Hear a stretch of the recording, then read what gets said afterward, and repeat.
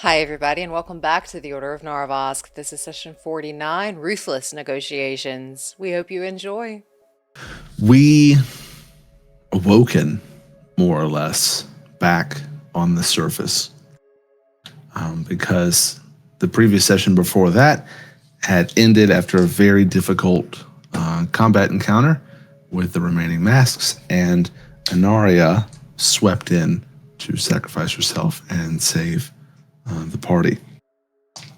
Back on the surface, everyone was really shaken up, a little bit disoriented. We realized that Vontier was not with us because supposedly Anaria didn't know of him. He was trapped back in the hallway, or possibly left, but there was a lot happening. So as far as we know, he's still down there, and we're back up top. And we spent the evening in a little bit of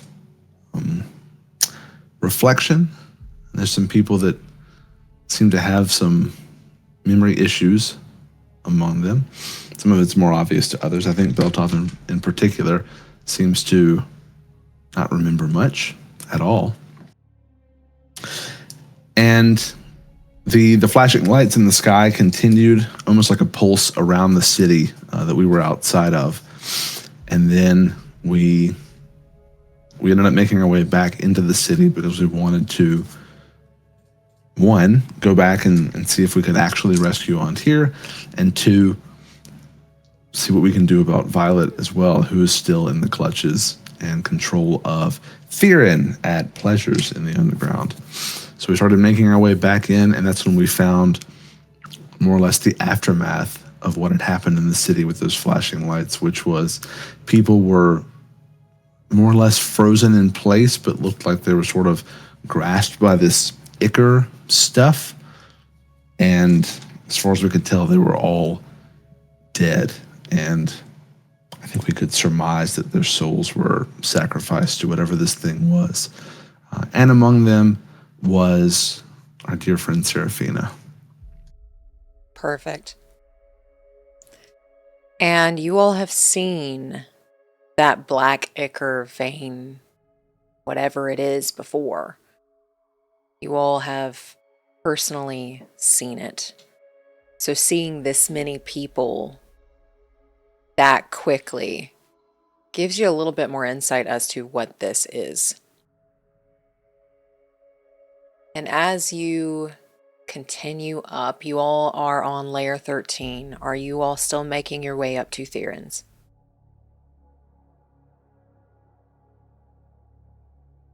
Yeah, I think that was the plan. Indubitably. While we're walking up, can Quirin try and grab the green guy and just pull him aside for a quick second? Yeah. He'll walk up, just kind of a gentle tap on the shoulder. Hey, how do you feel about what we're about to do? Some nerves, or just feel determined enough to see it through? Definitely nerves. Uncertain. I don't know. I feel compelled to see through what we're trying to do, both with Vontier and Violet, but I just have this sense that we shouldn't be here. I can't quite describe it. Like we're out of place. It definitely looks like that. This place is war-torn, and feel the out-of-place bit, yeah. I mean, as far as we know, this happened to everyone. But not us. It's like a literal ghost town. We got lucky, or are we just out of the radius? I don't know. That's the thing. I don't know. I don't know if it'll happen again. I don't know when. I don't like that the only safe place seems to be a place where we're not entirely welcome, and where we may be going to become even more unwelcome, potentially make it unsafe. Well, as we kind of mentioned, all of this feels unsafe, so pick your poison, I guess.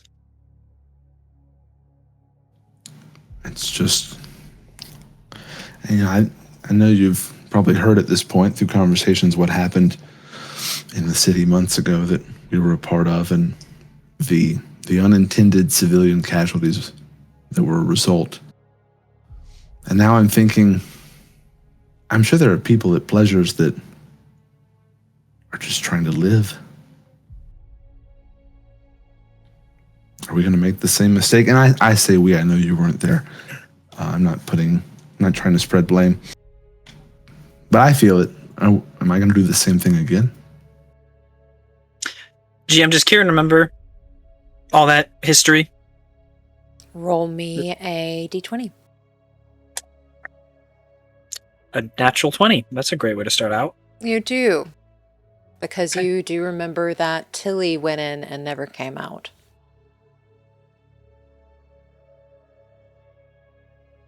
Yeah, and about all that history, the context, do you feel at all that there's certain points of that you understood, the facts that you knew that you just are missing now? I mean, do you ever get this brain fog, sort of just trying to keep everything together? Occasionally from exhaustion, maybe, but I tend to recall it in the morning. Are you feeling a bit of brain fog? Yeah, and I'm not sure. I don't know what I don't know, and I know that sounds stupid, but Sounds look, wise. I remember Vel. I was missing pieces about family history. My sister, I have that again. I didn't have that not that long ago. A few other bits and pieces here and there. You're green and wrinkly, and those are the facts I have. You're very observant. So, what is the last thing you do remember, like chronologically, not detail-wise, but timeline-wise? I mean, I recall everything that's happened in the last day or two, as far as like the recent stuff. I mean, most things before that, and GM, correct me if I'm wrong, but I have all those. It's you and the other one that I'm kind of drawing a blank on. I just figured that, I don't know, maybe with your age you had something like this too. I don't know. Doesn't feel the same way. The other one meaning Ruby over there. Yeah, if that's her name, yeah. It is indeed. So, I mean, you did have a traumatic experience the other night. I'm assuming you remember that, or am I about to tell you something earth-shattering? No, I'm aware of that part. That's I think that would be a hard one to forget. Could be a result of that, perhaps. I don't know. I'm conjecturing a bit here. Sometimes anytime trauma can lead to memory loss. And he just kind of stares off for a little bit. But there's a lot that's missing, and it feels... I don't know if this is even going to make sense. Small, minor details, I understand missing those. The big details, maybe, but I seem to be in like this middle ground. I remember some of the small details. I remember some of the big things. It's just... I don't know. Maybe this traumatic experience has, like, maybe it's caused me to lose my ability to make sense with what I'm saying, but... You're not still using that blade of yours, are you? Yeah, this one? And he just kind of grabs the handle. It has sent you into a number of spells, trances before that have been very difficult to rouse you from. maybe a side effect of that. GM, do I remember that part? I don't want to take any steps that I shouldn't with memory. That is bound to you, so I will say you do remember that. Okay. Perhaps, but from those moments, from those times, I mean, this is the first I feel like I've lost something in terms of memories. That I haven't felt this foggy or blurry from those things before. So I'm not sure. Thinking internally here, I don't think I have anything I can cast. Maybe Speaking of cast, and he'll turn around, reach into his bag, and pull out to Quirin just a book, but everyone else would recognize it as a spell book. I know this was important to me at one point. I just don't know how. And he'll hand it over to Fred. Well, the green guy. Do I recognize what it is? Pretty familiar with the name, not his, but what the type of object is. Yeah, you definitely know what type of object it is, and roll me a history check to see if you remember Quirin using it, because Quirin has used it.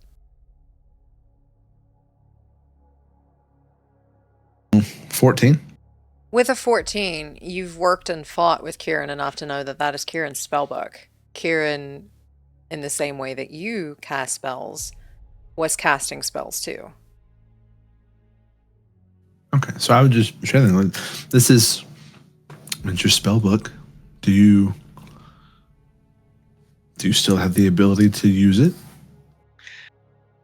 I mean, I read through it when we were taking a rest, but none of it is familiar to me in the slightest. Have you tried reciting any of them? Maybe doing the somatic motions that are required to I haven't. channel energy? I suppose we could try.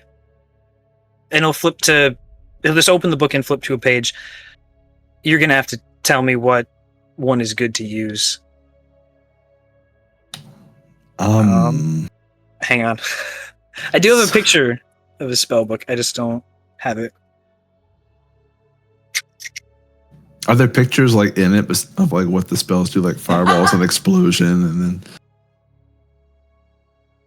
I would assume so. Like That is above up table, to I would you. assume so. Spellbook is very personal. Okay. I don't know how Okay, the computers. I never had to explain a spell book. Yeah, I think it was a book that he received when he was still pretty new to it. So I think it'd be pretty simple because above table there's only first level spells in it and cantrips, so it would be pretty simple. He'll flip to a page. Shield will be on it, and he'll just kind of hold it out. So just recite it. I'm really foggy. I don't even know what I do here. So that one in particular it requires your reflexes. Generally, if danger's coming at you, but generally you just recite the incantation, and it's a feeling thing. It's hard to explain. It's as much an art as a science. He'll flip to a different page, not even super worried about what kind of spell it is, and just try and recite it if he can get anything from it. Firebolt, I think he had that on his list. And as you try to do that spell, you don't feel any tingles, you don't feel any energy flowing through you. It's gone.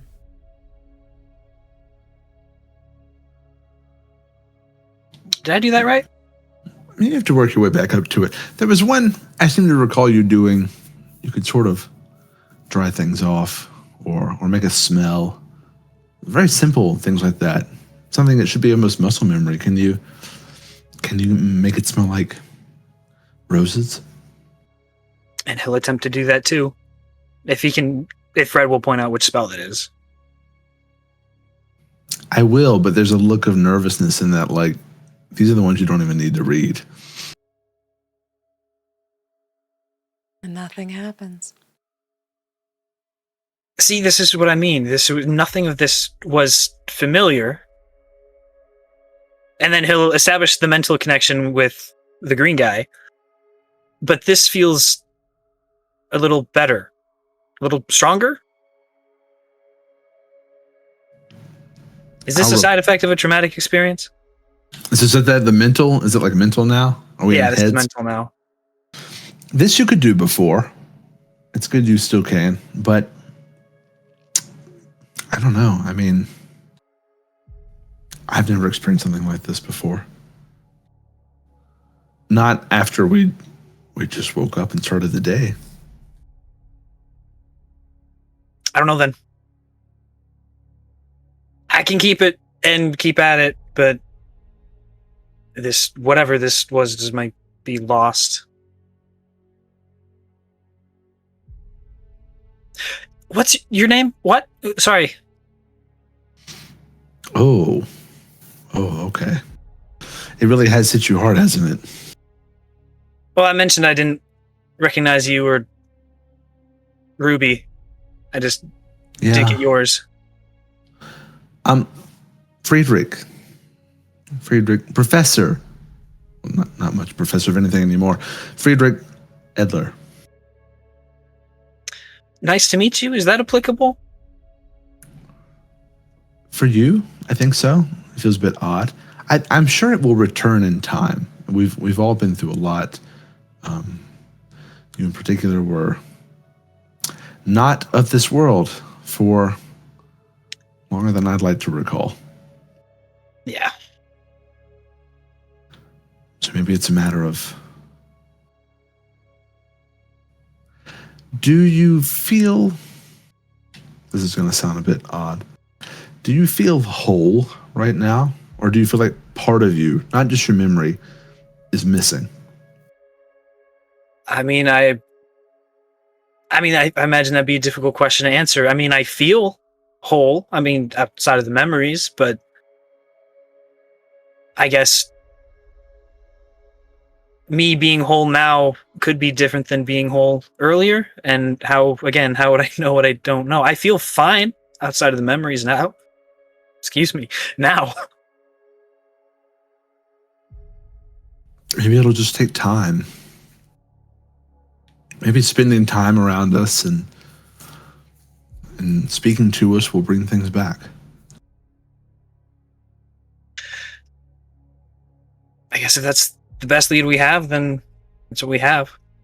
It's almost like retracing. Maybe when you misplace something, you always go back through the motions to try to find where you may have set it down. Maybe it's similar if you've misplaced a memory of someone, you sort of go back through what you do remember and lead your way up to it.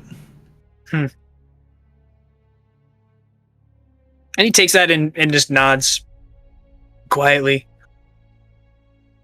Well, we'll see how that goes. I don't think we really have time to worry and think about the rest of this and just hope it figures itself out since we're so busy. Well, if I can help anyway, I'll be thinking. Well, I appreciate it, Friedrich. Is Fred okay? Sure, yeah, because Fried sounds sort of odd. All right. Thank you, Fred. Of course, I would suggest speak to Ruby as well. Maybe she knows more than I do. She tends to. Will do. Retrace the steps. And he'll throw the book back in his bag and just continue walking as he's trying to feel out what he remembers and what he doesn't and trying to pull some of those things that he doesn't have back. Go ahead and roll me a d20. 19. Little bits and pieces start coming back of Fred. Like when you first met, a few conversations, how he lent you a pearl to cast Identify, which you may still have. It's a few little No. bits and pieces. Just quietly walking after that, doing that. And with that, we're going to pan to Ruby and Velphie. Are you two doing anything as you are traversing up these layers?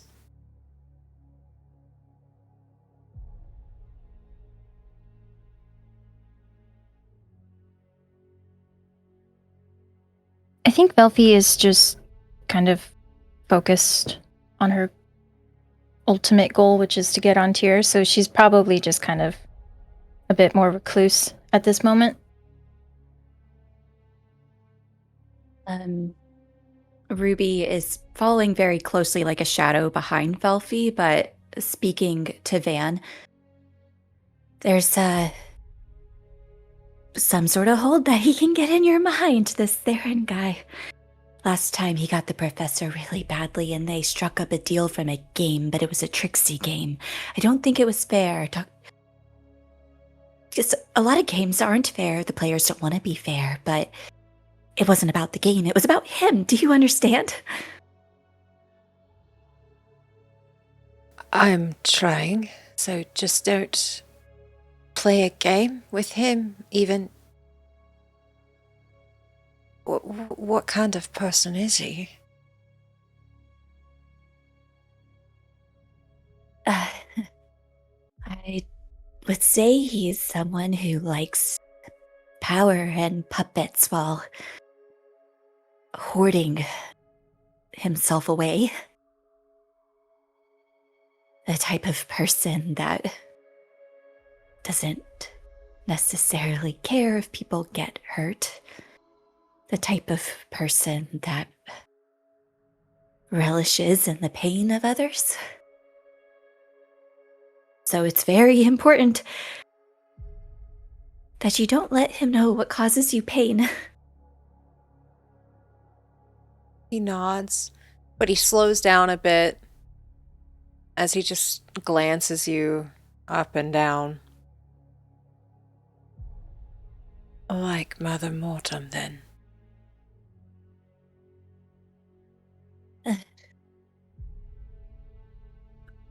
I think that they would be similar, but they're also very different. I don't know how to describe it, but whatever he is doesn't feel like Mother. He doesn't act like Mother, but they're the same.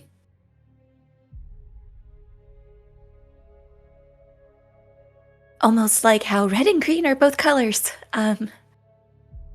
And they're both found in nature, but not on the same plant.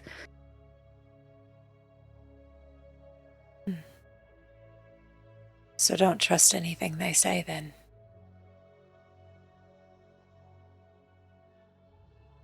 The best if you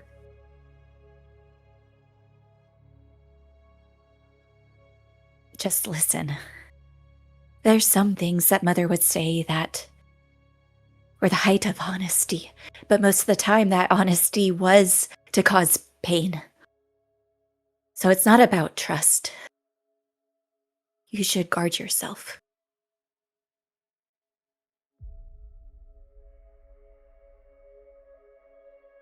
I can do that. Roll me an insight.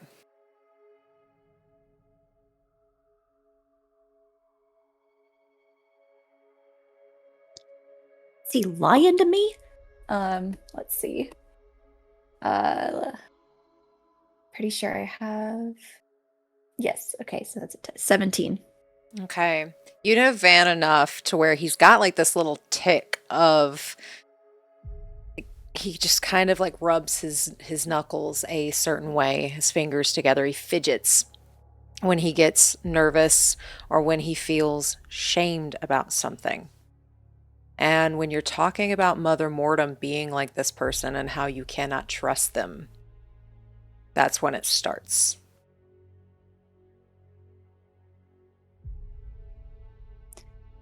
We're not playing cards and we're not throwing darts, so why the tell? You should keep your hands in your pockets. Immediately puts his hands in his pockets.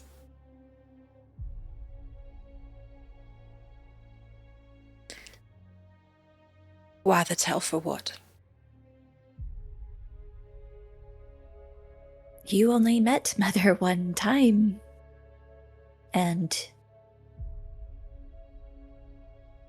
you seem nervous.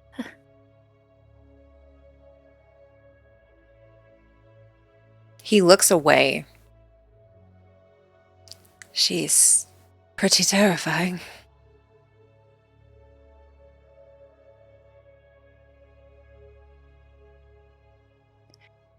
I wouldn't say terrifying. Why would you say that?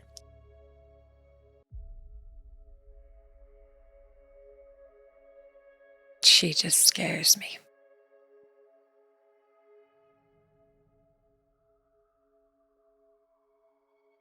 That sounds an awful lot like the present tense. I had a nightmare of her recently, did you?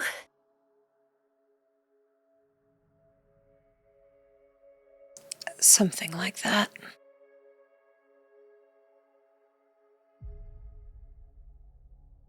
It sounds like you're choking on something.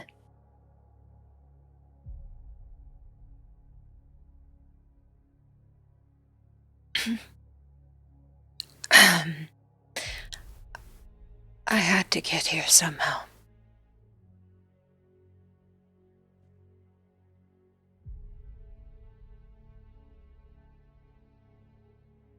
She turns around, trying to still keep an eye on Velphie, but looking directly at him.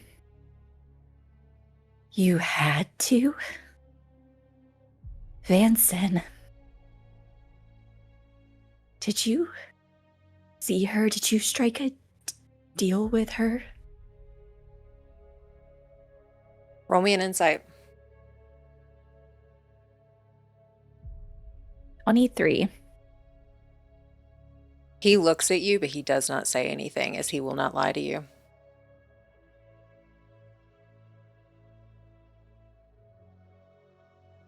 Your silence bleeds truth, you can tell me. But he smelled someone else on me that I had no recollection of. He will smell her on you.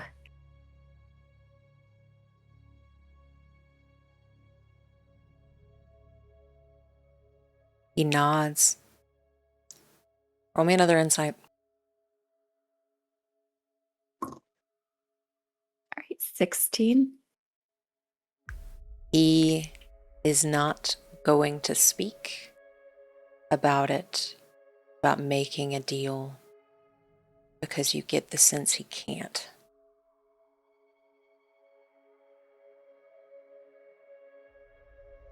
Mm-hmm. Oh, I see.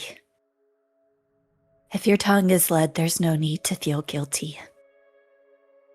I do hope she helped you, though. I found you. Therefore she did. Sometimes help can be a curse. It is a curse I'm willing to bear.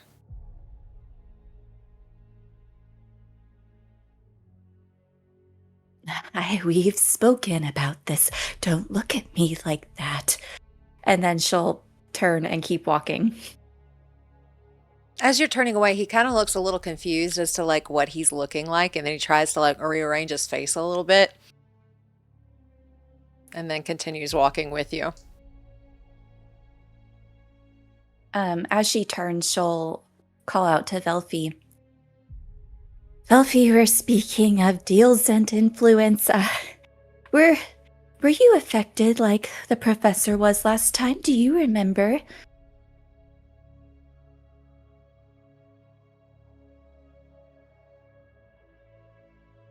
Would I know that I'm affected?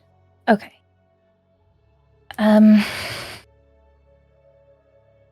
I don't know. I mean, I just don't really feel like we need to harm him, I guess, but sure we can figure something else out. If I talk about sinking my nails into his shoulders and ripping out his muscles, sinew by sinew, how does that make you feel?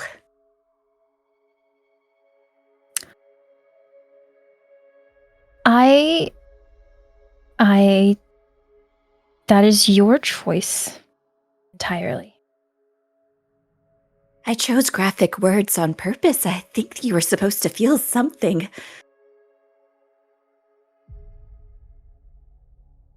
Yes, well, feeling things isn't really my strong suit. I think that might be a lie. I think you feel very deeply. It's in every step we take forward. I mean, there's flickers. I can recall how emotions used to feel,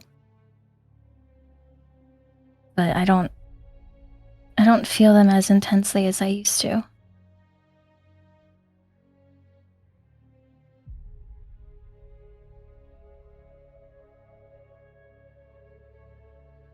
When did this Velphie happen? She kind of sighs. A couple years ago, I lost my parents, and it hurt. And I called out for anything to help. And someone answered. They asked for my soul in return for taking away pain that I felt. And I accepted. Since then, I've been kind of hollow, I guess. But I still try. I try my hardest to remember those emotions and imagine how certain things would make me feel. But when it gets too much, I can shut it off.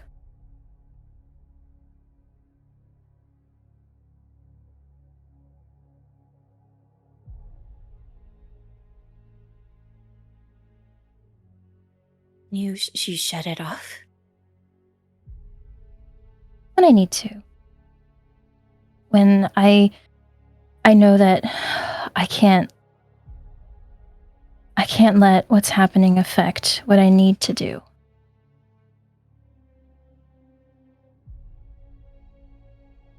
Just makes it easier to keep going forward.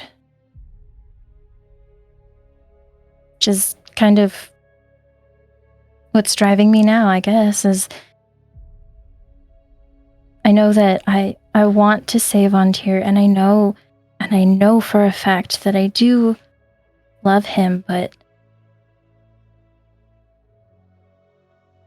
I don't quite know what that feels like. But I know that I do, so I need to go save him. So a lot of the things that I guess would impact how I would feel, how I would think about things, it's easier to just ignore it, keep pushing on, to just save him, get him back.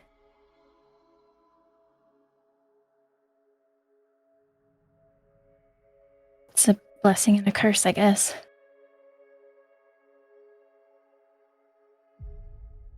Whenever you get him back, will you turn it on? To the best of my ability. As I said, I don't really feel, and I honestly don't know what it feels like to be in love. But I know that with him, I'll always try.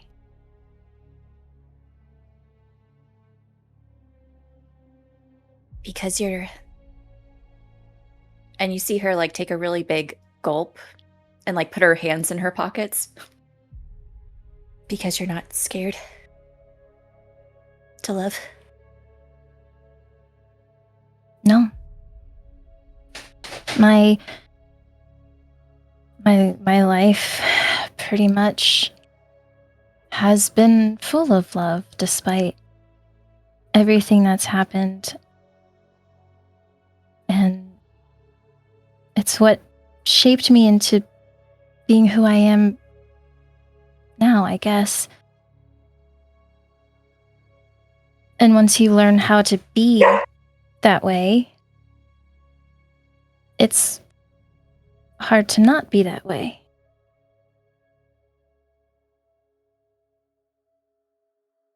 But I know that from what I read anyway, with all those romance novels that I used to read before all of this, it was something that I definitely wanted to feel and wanted to share with somebody.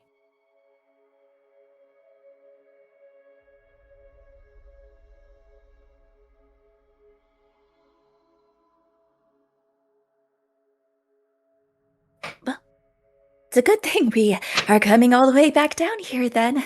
It's a really nice goal. I think it'll feel so good when it's all done, right?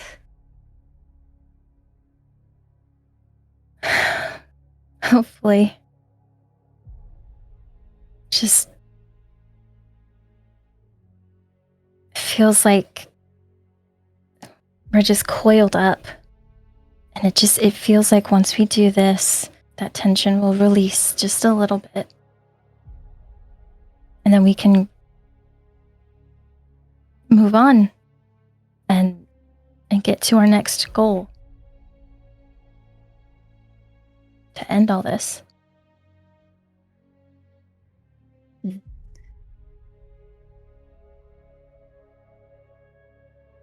And for what it's worth, even before we meet the goal and we get onto your back, and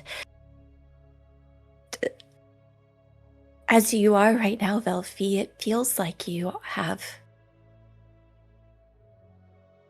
the things that you say you're lacking.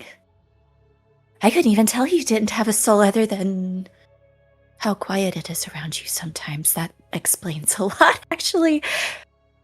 You're vibrant. She kind of like chuckles softly. Well, like I said, it's how I've always been, and I've learned to keep up appearances. It's almost kind of natural. Just, I guess, acting the way that I was.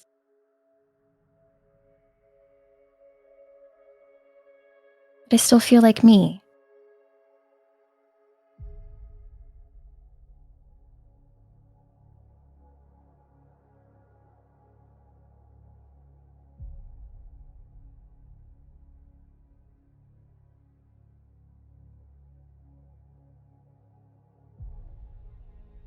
Well, I didn't know you before, but I'm glad to know you now. I'm glad I know you too, Ruby. You really are very special. And I love being around you. You have a different perspective on things. and it's refreshing. I like the word refreshing. That's what you are. Breath of fresh air. Like a mountain breeze. Yeah. She kind of falls back to Van a little bit. And then just kind of recounts some of the details in her head. Is it okay if I roll for 2 things Yeah, what are we rolling for? as she's reflecting? First, can she tell, after talking with Van and realizing Van can't really say anything about Mother Mortem, with Velphie, can she get a sense that she can't really want to fight Theron? Roll me an insight. And Velphie, roll me a persuasion.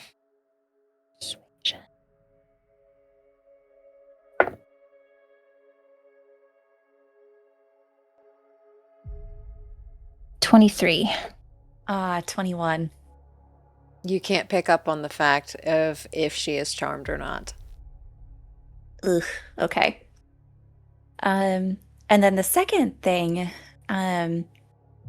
there's been sort of small patterns that she's picked up on from being around Velphie, and then Velphie encountering the death of her parents, one by one, and then how Little Blue has been reacting to everything.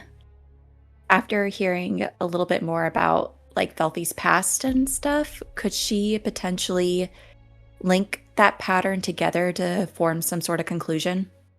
Roll me let's just roll straight intelligence for this. Okay. I am kind of smart. Oh, it's a 6. Oh! There is a connection there, but at this time, with everything currently going on, you can't quite piece it together. But that does not mean that you can't in the future. You're putting links together, and if you keep going down this path, you might be able to at some point. But right now, there's just a lot going on, and it just doesn't quite click. But you have your little board. You just have to put your strings in the right spot. Got it. The board is there. The board is there. So keep going down that path. And as you all continue up from layer 13 to layer 1, you do pass more bodies with that black ichor veins spreading over them as you continue. All of them seem to have been busy doing something or in the middle of something whenever they just froze. So whatever this was hit very fast. Everything is eerily quiet, except for the sounds of your footsteps and the sounds of your very quiet conversations with each other. And as you get closer and closer to layer 1, you start to hear small whimpers and whispers. How are you all approaching pleasures in the Clever Slug?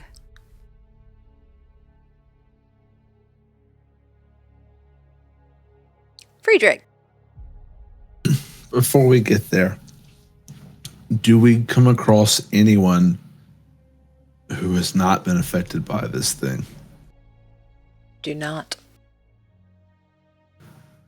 And one more question. As we are walking, and people were in the midst of their business, do we pass anything that may be of use to us?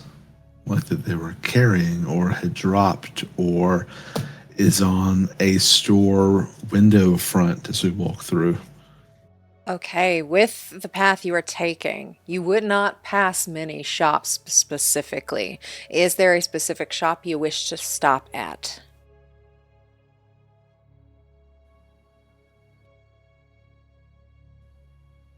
Do I remember a potion shop?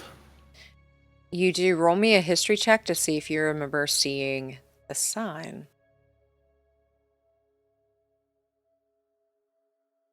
I rolled 2 5s so far. 14. 14 with a 4. My history's a five. +9. Sorry. Isn't too bad. So yeah, you do remember there being a sign as you were heading to Clever Slug and Pleasures yesterday that Hex Brew has been moved to Layer 1. And I know the owner of Hex Brew, don't I? You did not go in. Oh, so I know who it is. I just don't know that she owns Hex Brew. I can't tie the two together. If it's who I think it is, it's what's her face, right? Beltop did say she owned a potion shop, the potion shop owner. Somebody said that, so never mind. But you did not go in the first time. Right. No, I guess what I wasn't trying to make a case that I know it was her shop. I was trying to make a case that I know who she is because me and Kalandra kind of shit talked her from across the room. Yeah, you know who Maka is.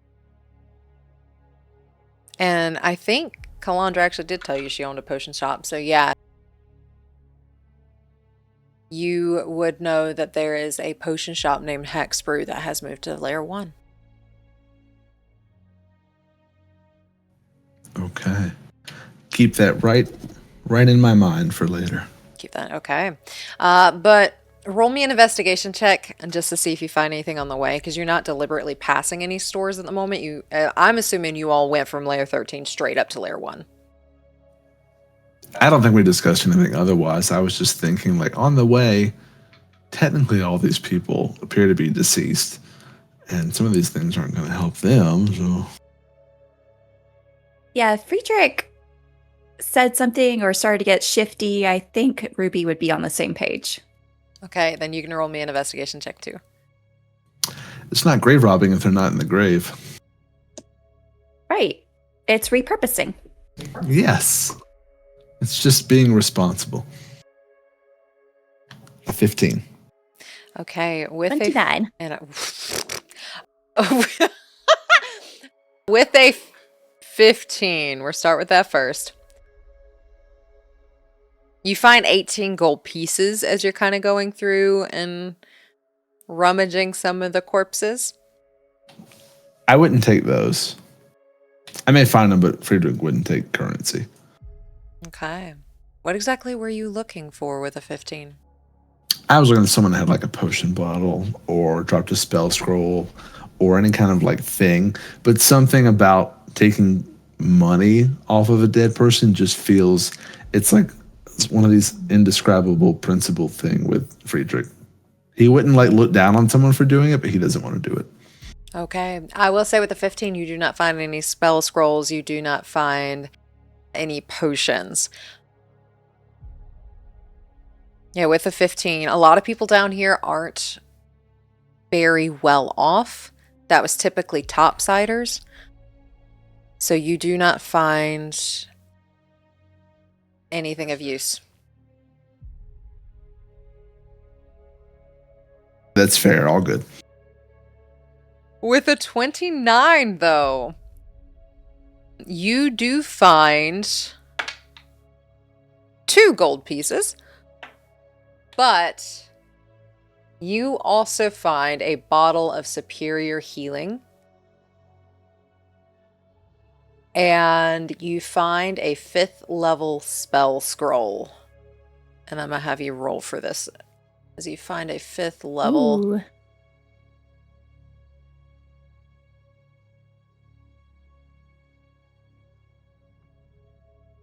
Roll me a 1, 2, 3, 4, 5, 6, 7, 8. Roll me a d8. Okay.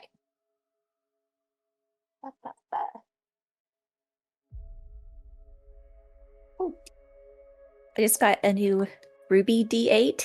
Ooh. And it's very pretty. It's very pretty. I may have showed this off before. I just really like it. This is really pretty. A 2. A 2. Okay. It says conjuration. You find a 5th level conjuration spell. Okay. Ooh. And then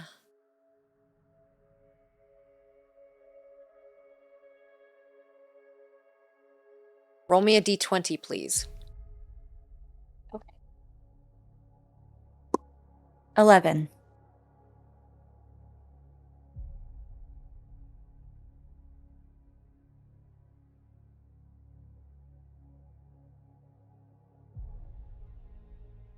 You find A GD? a 5th level teleportation circle spell scroll.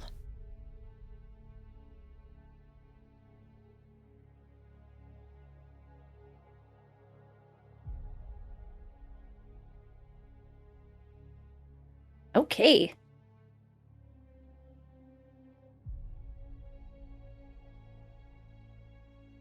Oh, this is a very nice piece of paper. I think it's a magic one, Professor. I don't do this kind of stuff.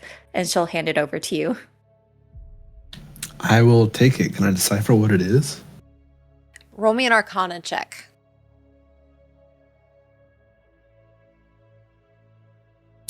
$18. With an 18, you know this is teleportation circle. You know it's a 5th level conjuration, and you know that how to cast it. You draw a 5-foot radius circle on the ground inscribed with sigils that link your location to a permanent teleportation circle of your choice, whose sigil sequence you know, and that is on the same plane of existence for you. You currently know 2 teleportation circles. One out in the woods, right? Is the other one at the farm? The other one is at the Druid Grove, yes. Do I know that you don't necessarily have to be magically inclined to use the scroll? You do. Like, I'm not the only one that can do it. Yes, you know scrolls are a one-time use unless you take time to scribe it into your spellbook. Okay. And I'll just explain that. One, thank you. I didn't pass anything so useful. My eyes aren't what they used to be. I'll hang on to it if you want me to, and maybe I can learn it. But if we need it before then, in the meantime, you only have to read it. I suppose that's nice. I don't know any circles, so you can keep it. How well does someone have to know the circles? Can I explain the circles? Yeah, you can explain the circles. Ruby, you will know of one that you have traveled through, which is at the Druid Farm. Okay. So I'll explain that to Ruby, because I feel a weight of responsibility holding this thing. And I would love anyone to be equipped to use it at any time.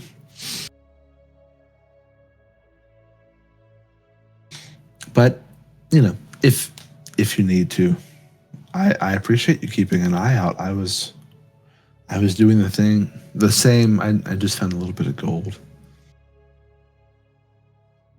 All right. You're not blinking very much. Do you want me? I can keep it. Please. Please do. I feel a lot of things, but here you go. I'm not returning your gift. I'm so sorry. I'm not returning a gift. This is just, it's like a communal provision. All right. Okay. We have it now. Teleportation. We do. In case we need to leave yet again. And this is a portal that will open for 1 minute, and anybody who walks through that portal will go to that teleportation circle. And it usually... Of will? It just says, a shimmering portal opens within the circle you drew and remains open until the end of your next turn. Any creature that enters the portal instantly appears within 5 feet. Anybody can go through the portal. Even if they're unwilling. Okay. Pack your bags, Theron. You're going for a trip. Yeah. Yes, as long as they go through the portal. So if they are pushed through the portal, they still go through and appear wherever you have linked them. So yes, it can be used during combat. But it does take, if you do not use the scroll, 50 gold pieces of rare inks, which the spell does consume. But with a spell scroll, it has no use for material components. because it's embedded into the spell. Does it? So we could cast it now. We have what we need. You have what you need to cast it now, but only once. What's the casting time on it? Casting time. Sorry, I'm plotting now. Excuse me, I lied. Casting time is a minute. Casting time is a minute. The portal stays open pretty much for 6 seconds. 1 round of combat, which is 6 seconds. But doing that in combat is a minute is what, 10 rounds? Possible. Mm-hmm. Yeah. Ooh. I was thinking like if it's like middle of the day, we just cast that, throw Theron out to the farm. He gets roasted. Bob's your uncle. Miller time. Yeah. I got it mixed up. It takes a minute to cast, but it lasts 6 seconds. Okay. Okay. Cool spell. All right. Very cool. Sorry, I got ahead of myself. We're good. And as you all gain 2 gold pieces for Ruby, 18 that Professor Friedrich left, and a teleportation scroll and a superior healing potion, you all are outside the Clever Slug and Pleasures, and you all hear whimpers and whispers. How are you all going about going to the Clever Slug or Pleasures? Do the whimpers and whispers have a source? Can we see them coming from somewhere? Do they feel sort of like in our head, all around us? They are not in your head. They are definitely coming from Pleasures in the Clever Slug. And if you are looking at it, you do see a few people who are peering out of the main door to both Pleasures and the Clever Slug. Very much so, like very gently peeking, like they don't want to cross the threshold. You all know it is early morning.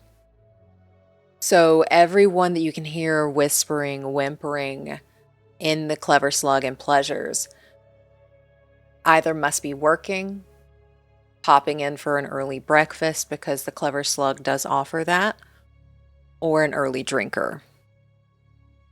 And these are the only people you have come across that are alive down here, that have been unaffected.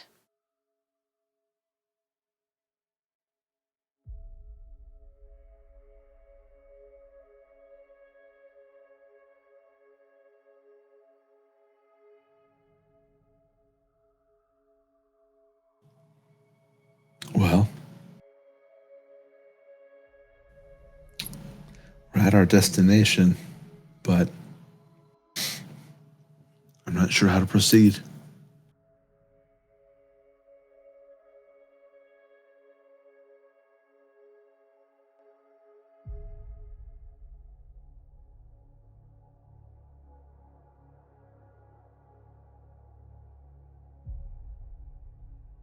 Beltov will peek up.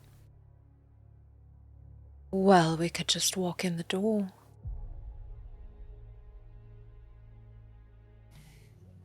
Yes. That would be the first step of it. Beltov, are you aware of what's in here? Yes, it's Pleasures in the Clever Slug. I know what that is. And you know the proprietor and the current circumstances of the place? I don't know the current circumstances, no.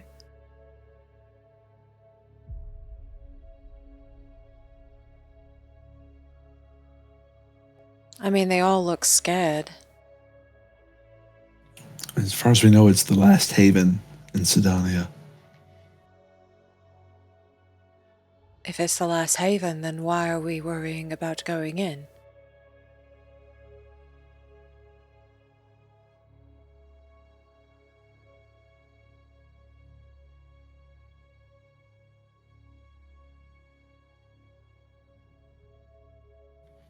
Do you remember what happened at the Order Ball a few months ago?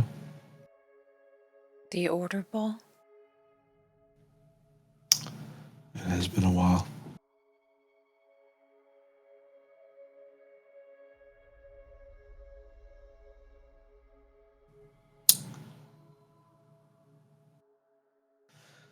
I just sort of look to everyone else, a bit of a loss for what to do. And you all hear from the inside. You are safe under my protection. It appears as if the Order has abandoned you, but I never will.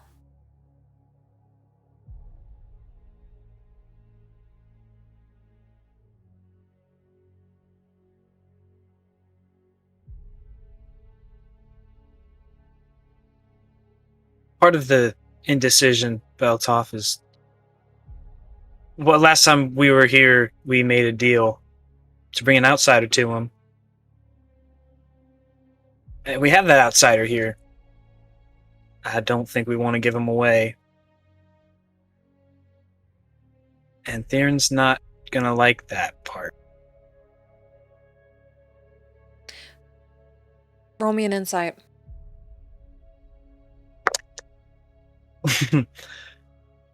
Dang it. 9. With a 9, Beltov gets real quiet.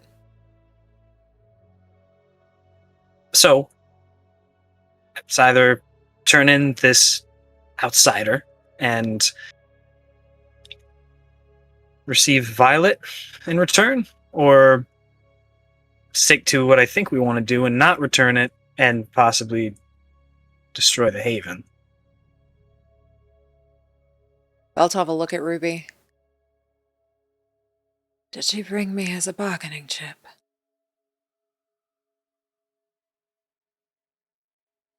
Well, no.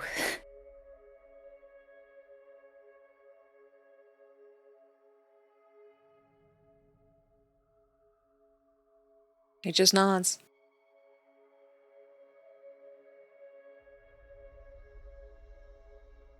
I don't think we were going to ever turn someone in. And I believe we all assumed he was speaking of Vontier.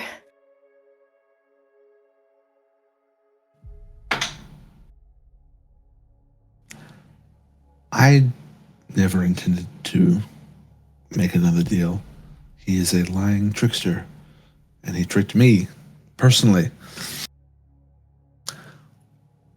But I also didn't assume he was talking about Vontier. And I steal a glance at Van.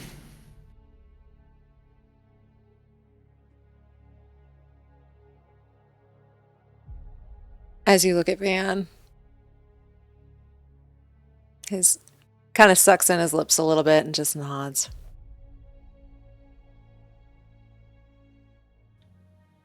So I see that. Mm. Van, what's your relationship like with Theron? What's the history? Why would he want you?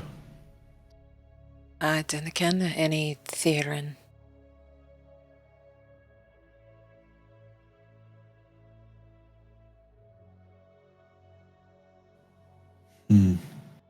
Again, no intention of making deals, of trading lives. Just trying to figure out what leverage we have.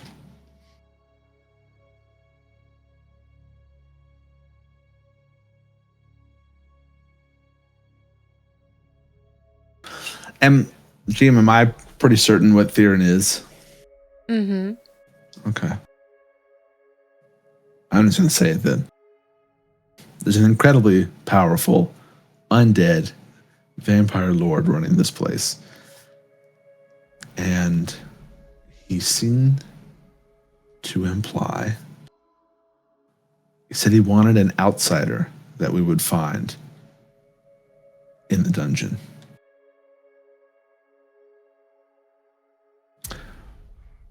Vontier, eventually came back in from the outside, from Limbo, but to my knowledge, he's from Sydonea.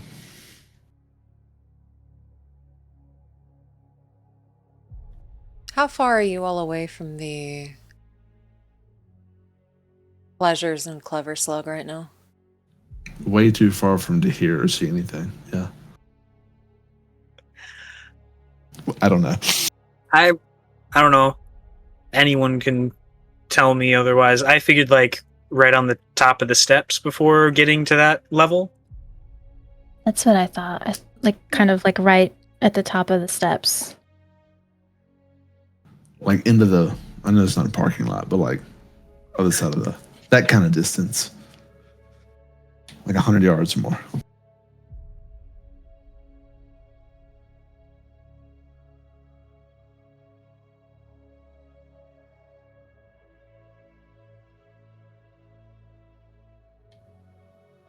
Maybe we could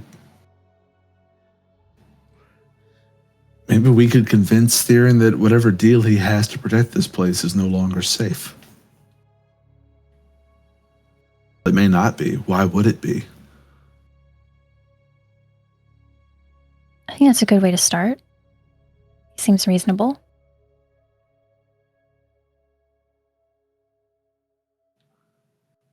I mean, all of Sydonea seems to be forfeit at this point. We saw what happened to everyone that we've passed on the way here. This place may be safe for now, but why would this thing stop at one small section? It wants all of Shadowfen.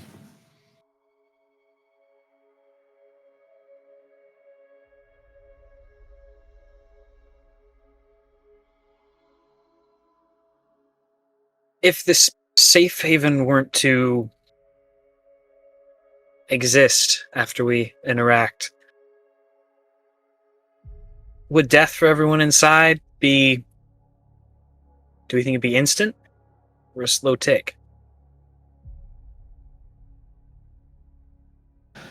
I think if it were instant for everyone inside, that would include us. I figured as much, but foggy.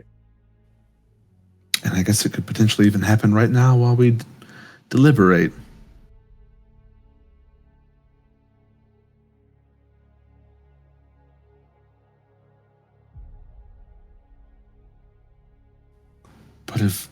But if we could somehow convince him that the deal is no longer solid, maybe he would be betrayed. We could get the people out of Sydonea. I mean, we were outside of the city this morning and we are still here. It's a place to start, but how would you start? He seemed pretty confident from the voice that we heard that he's safe, everyone's safe. He was confident before and he doesn't play fair. So I don't know.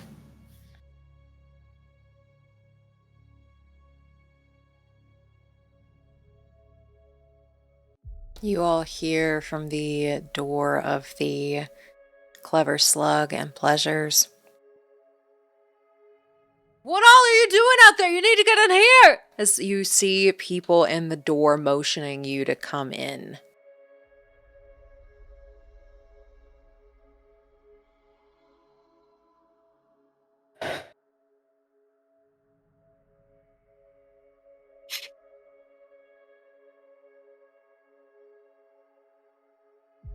Erin, can you link us up? Are we all able to? And then in everyone's minds, done. Cool. Sorry, Velphie, what? She'll say it in like the mind link. No, I was just gonna ask how we were gonna go in. Do we just go into the front door? Do I remember Antir telling me about a back door to Clever Slug where he used to get the alcohol from? Because he used to steal from Horace? No, he did not tell you of a back door. Okay. I just remember he would sneak in there. I couldn't remember how. But, okay, never mind.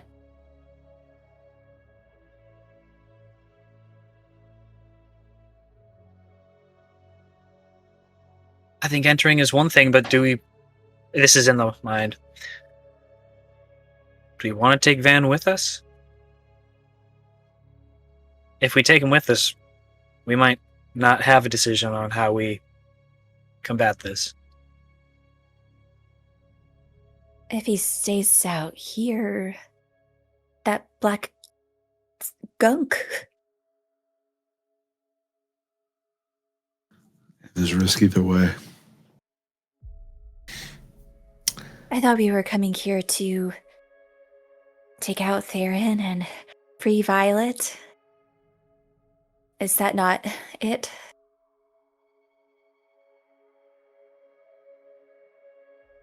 I want to free Violet. I don't want these people's lives to be forfeit. I don't want Van's life to be forfeit.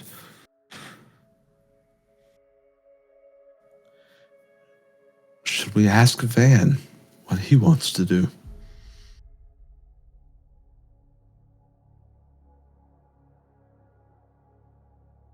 This all would be a lot for him, but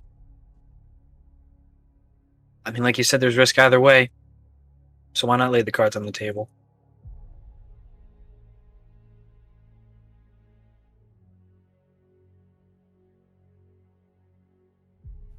Especially if he bears the risk. And the people at the door are still calling for you to get in and to hurry before the light comes back. I'm just going to stick a thumbs up in the air.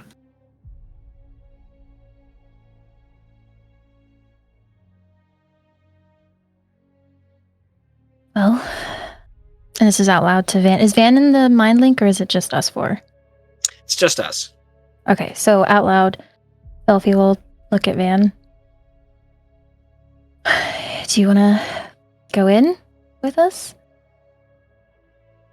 Or would you prefer to stay out? He looks to Ruby.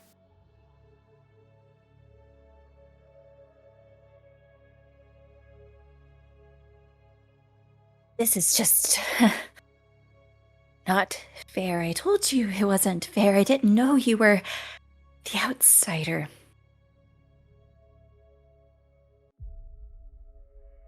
I can handle it.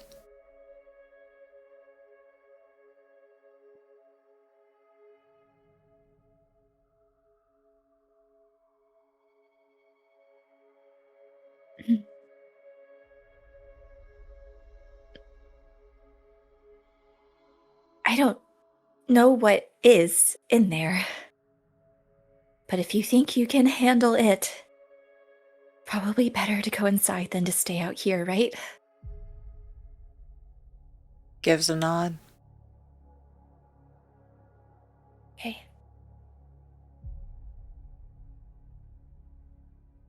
Do you have any idea what a vampire lord potentially want with you? No.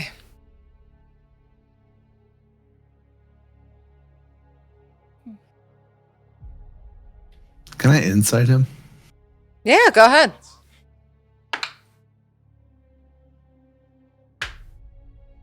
$14. He's telling the truth.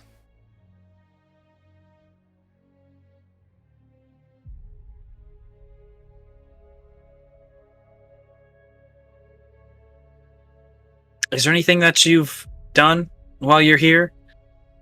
He seemed to know you, and he really wanted you. I'd done kind of anything I could have done. Most of my time here has been in a cell.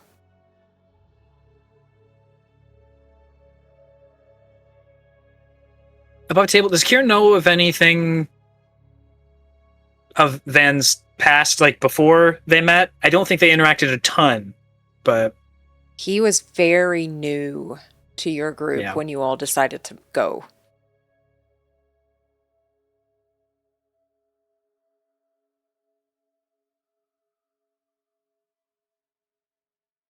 He seems like... Theron seems like someone who loves power, and he seems aware of a lot of things that go on here. So even if you haven't done anything here, does anything happen outside? I don't know. I really. I haven't a clue. He can smell her. He can smell her. Mother Mortem? That has. It's not. It's a good possibility.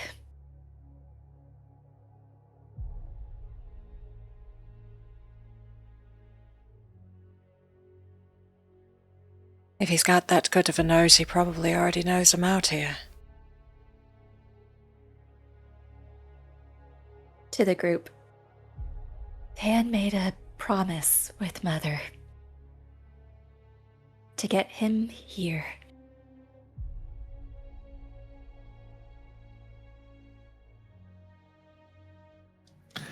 And Quirin wants to leverage that.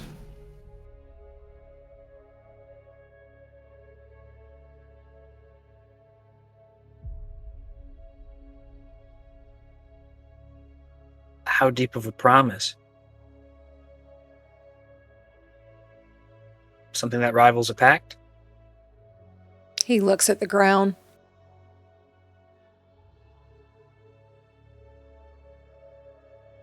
Can Van even enter this place?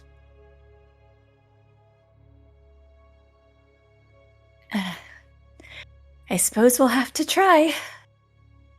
But he also can't speak very much about his promise, so I think that's about all we're gonna get out of him. Oh, Van.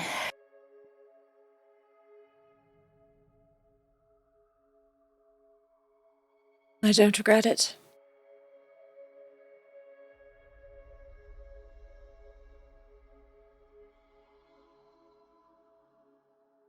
I know, it just hurts a little bit.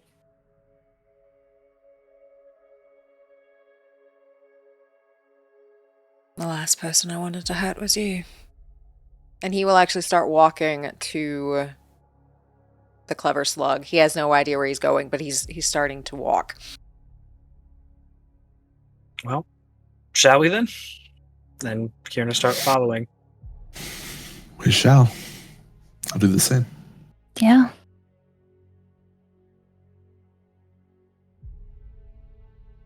And as you all walk into the clever slug, Ruby, roll me an insight.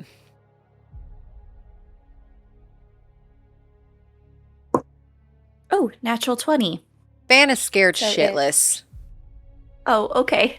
So the whole like shivering, the whole like, he's not scaredy cat material, but he is very scared as he is walking into the door. But you all see as the people who are outside the door, like trying to motion you all in, split a little bit for you all to walk inside. And you can see people in here that are trembling in fear. Who knows what their last 12 hours looked like as they were in the middle of it. Some courtesans are spread out in the clever slug that are from pleasures, and they seem to be trying to comfort who they can with soft whispers and smiles. You all immediately notice Violet is not in here, not in the clever slug at least. But as you all look around, this is what is left of Sydonea. All that is left. There are a few younger children, a few elderly. You see Horace and Timble are behind the counter, trying to provide something to eat and drink for everybody. But everyone looks scared. Except for the courtesans and Quirin.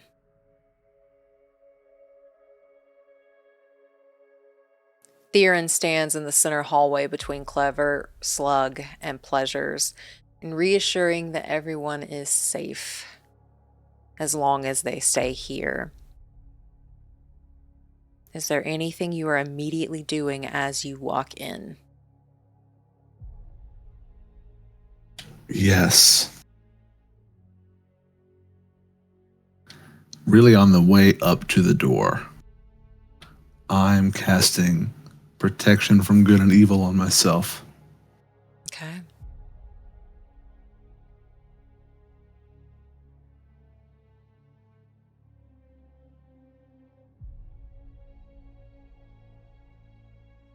I don't think anything specific, but as soon as we walk in, Quirin is just kind of branching off from everyone, so we're not all in one place, just kind of taking a wide right around the wall.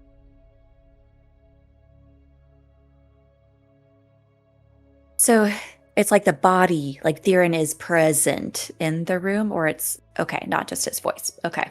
He is in, so there's a hallway that connects the two, and he is in the center of that hallway. So it's like as soon as you walk in, to the left, there is a hallway that connects the two. And then it continues back into the Clever Slug. But if you took the left, where Theron is standing in that hallway, takes you to Pleasures. Okay. So there's 6 of us total, right? Yes. Okay. On the way, as we get closer, Velphie is going to cast Bless on all 6.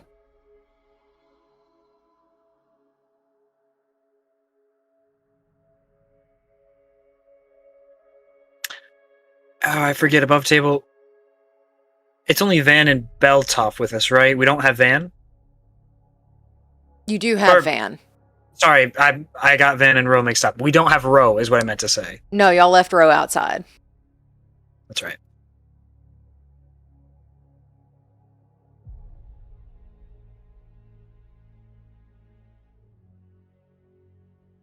And as you all enter, Theron will take a deep breath and looks directly in your direction. A large smile crosses his face. You see pearly whites and 2 sharp canines. And he will stare at you for a moment before he takes a long, elegant pointer finger and motions you forward.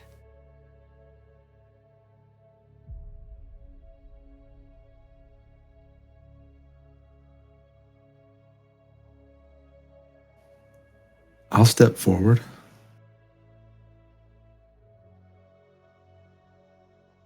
Yeah. Velphie will follow. If everyone's going, then we'll go. I'm gonna stay close to Van and grab his hand. Remember, guard yourself. He nods and holds your hand very tightly. And Theron, if you all will excuse me, I do have some business to attend to, but do not worry, you all are safe in my establishment. Nothing will harm you here. And he starts walking towards the back room, back office.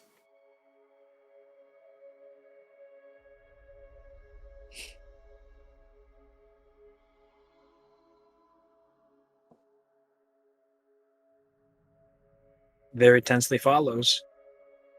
Yeah, Velphie will follow. Same. And as you all continue through that hallway into Pleasures, the lights here are a dim yellow this morning to provide more light. They're not that very dark, dimly lit purple that they were the night before. And you do see more people in here, and they're muttering to themselves as if they're in shock. A lot of them have found like a comfortable booth or a comfortable chair. Some of them have their heads in their hands. The courtesans and servers are helping however they can.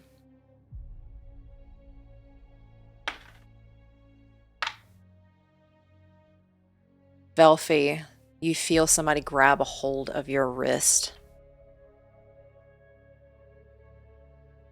She'll stop and look. Violet, very haggardly, she looks like she hasn't slept. Eyes are this darkish purple, like she is exhausted. Is Ro all right? Please tell me he's all right. Velphie will put her hand over Violet's. He's okay. He's outside the city. He's been through some stuff. But he's alive.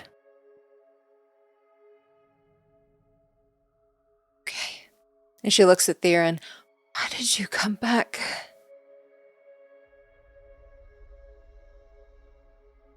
We need to get you. She taps the floor with her foot. I'm not worth all this. And Theron is getting further and further.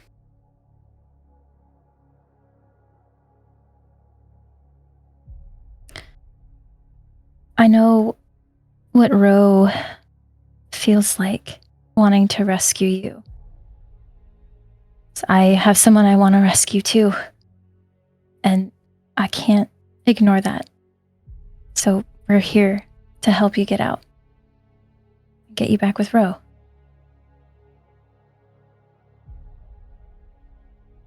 She looks conflicted and then lets your wrist go.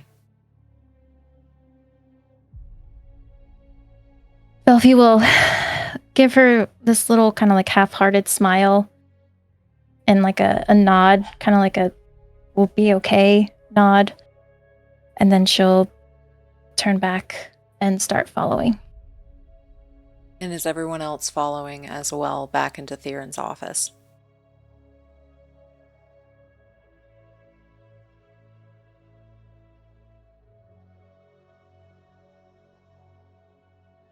Yeah.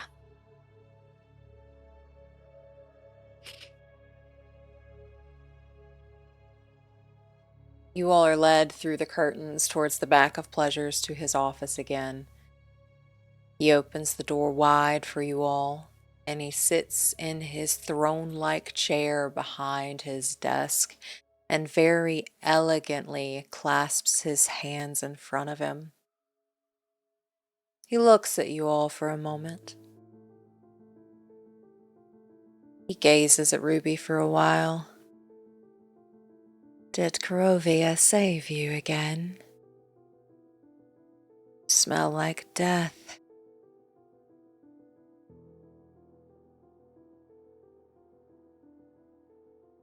Your words fall on an ignorant mind. I don't know what you're talking about, and I probably do smell quite foul. Sydonea's in pretty bad shape. I don't know how you're keeping it so clean in here. Erebus is not welcome in my halls.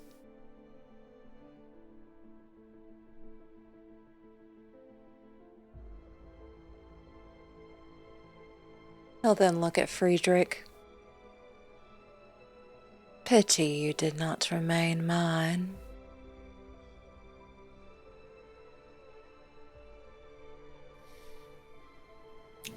After seeing what's happened out there, outside your walls,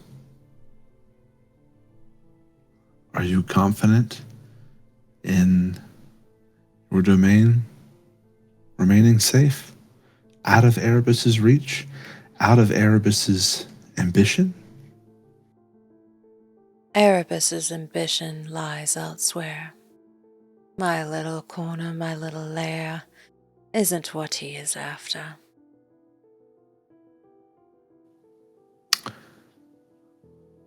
You may be confident in that now. In my experience, those that seek the type of power he does, their ambitions tend to grow. They change. They're opportunistic. Well, of course they're opportunistic, but as you said, their ambition grows. Who's to say they're after me? I have nothing that says they are. I just don't trust them. I'm glad you do. I don't trust anyone. And then he'll move his gaze to Quirin. Something's changed.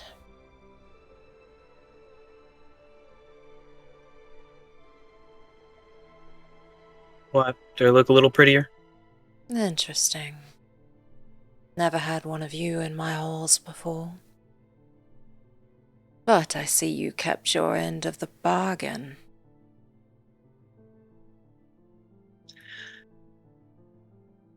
What did you want him for? He will do his finger like this to Van.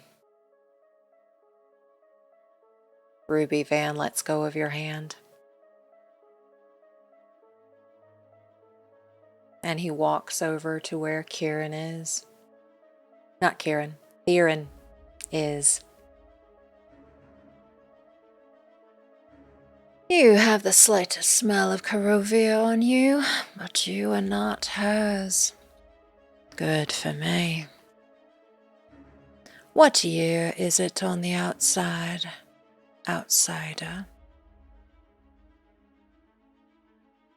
Van just watches Theron, eyes slightly dilated. 1390. Theron will sit back in his seat. Interesting. When I left, it was 835. What do you know of Shadowfen, outsider?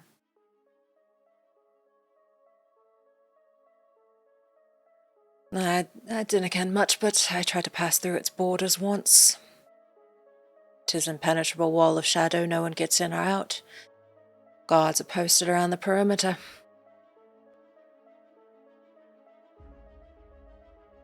Then how did you get in?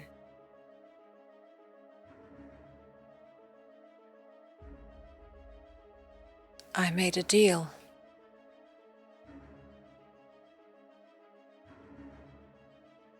Do tell me with whom.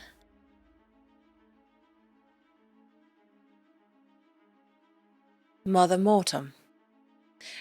Roll me a perception check. Everybody. Okay.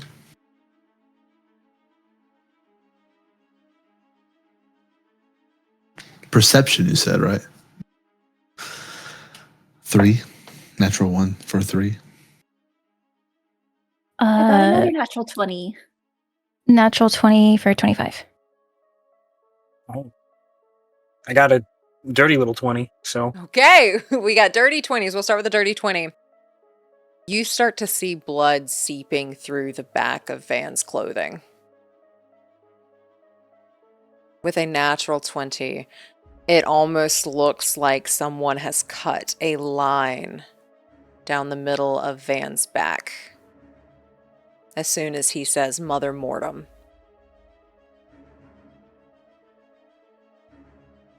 It's deep. Why come here then? And without blinking, Van answers, to find the woman I love. Theron looks disgusted. How endearing. The whites of Theron's eyes look like they start to darken, and his fangs begin to sharpen. Can I try to pull Van back? Roll me a persuasion check. Okay. I don't think I'm good at that. Oh, okay. I am proficient. Okay. Okay. 18.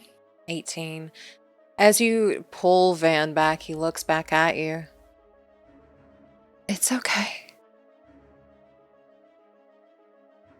Roll me an insight. 18. His eyes are dilated.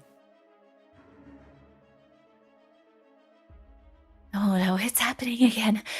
Please just come back. Come back. He looks at Theron. He's offering me something.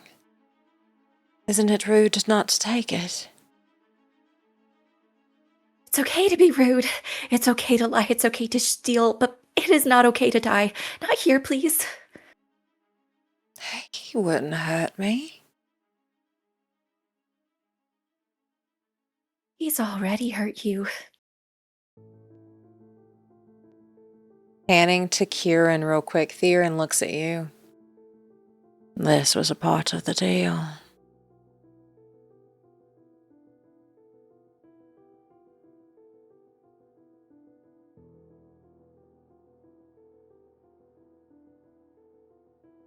In the mind connection, amend a deal or another option.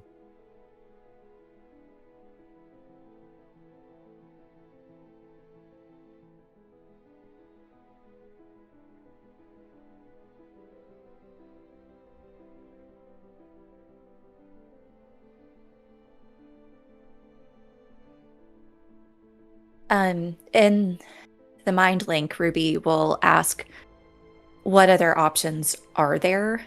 And back to Theron. Technically, everything could be a part of the deal. Including if we just leave, right?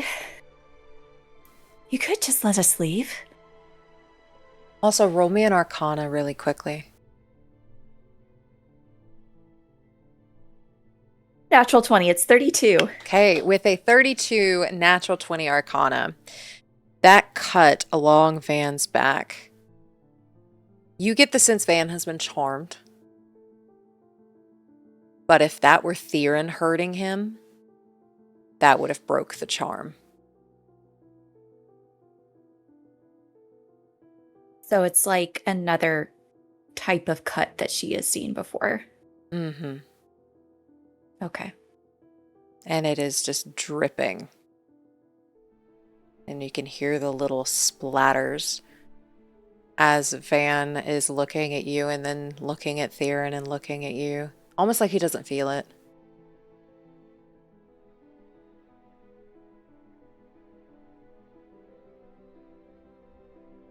We made a deal. Bring me the outsider for your Violet. For your little broken doll. This was my bargain, and you gave him straight to me. If you want Violet, he is the one I want. No one gave him to you. He didn't even give himself to you. You're doing your mind games again, aren't you? Good ideas don't require manipulation like this. It gives you a very wide grin, very sinister grin. What mind games? I know what you did to me. I very seriously doubt it, and I think you're putting your blame on the wrong person. He'll look at Quirin and he'll look at Velphie. Don't you agree?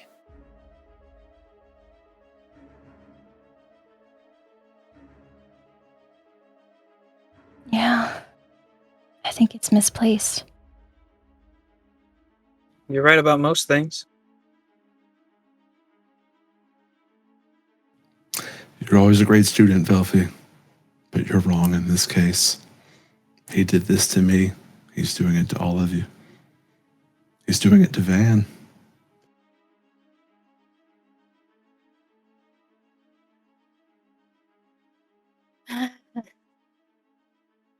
You may have his mind, but he doesn't belong to you. He just told you. It's mother's now. You don't want something that belongs to someone else. I can take from a hag, for that is all they are.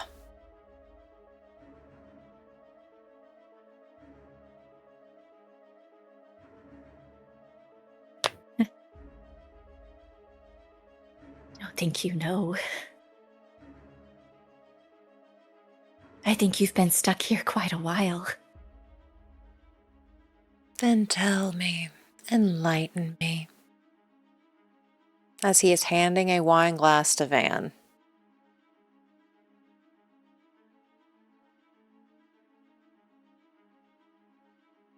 Mother knows how to make people choke on their words. She knows how to make you feel pain in the places you didn't know you could feel pain. If you revel in the darkness, she'll bring the light. And if it's sunshine you seek, she'll make sure you live in shadows. There's nowhere that she wouldn't go to get what is hers.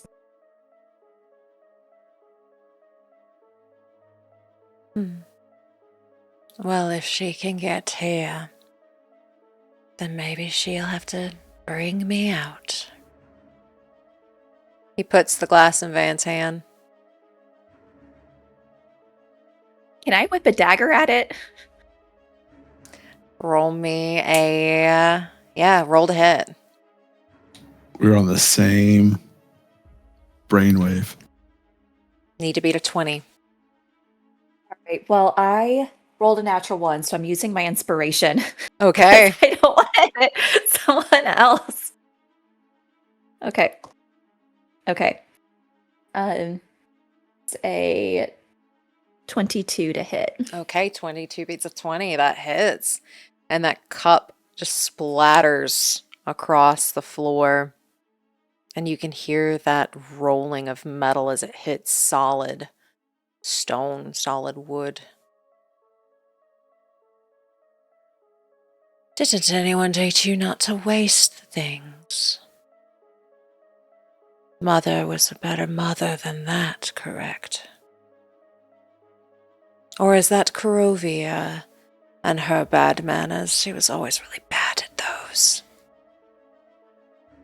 I don't know much about manners, but Mother did teach me to protect what is mine. And she'll once again try to pull Van back. I'd like to leave, please. Roll me a persuasion.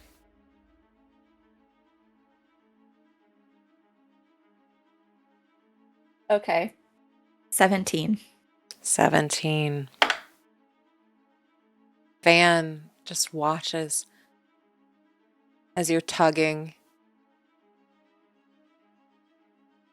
Why? And then again, why you want to leave? Why do you want to leave? Because it hurts, Van. All the blood, look at it. Why is your blood coming out so fast? We need to leave. Please. You're not his. You're not his. He'll look back at Quirin. Maybe we could do this another time?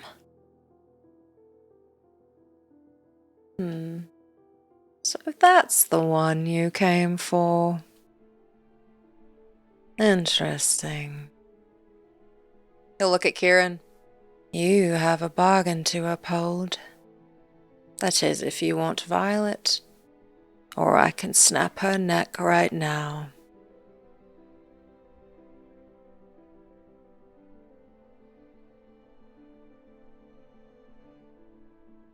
I don't know how much I can do here.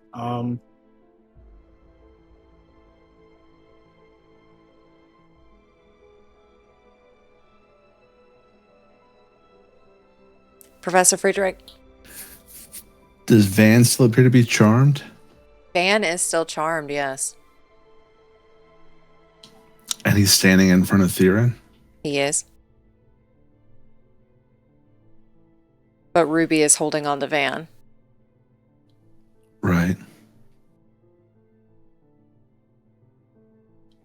I'm watching Quirin, Van, and Quirin closely. Prepping a reaction.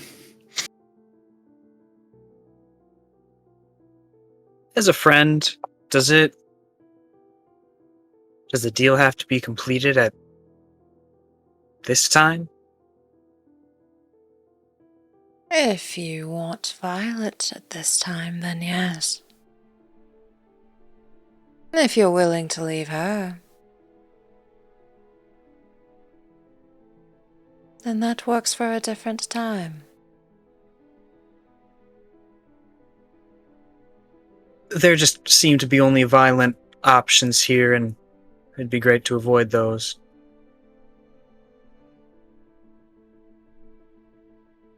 But why would I hurt you?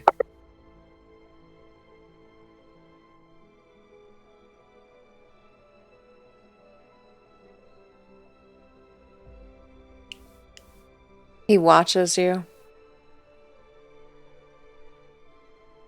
If you want to leave with the boy, with the outsider, you will not be taking Violet with you.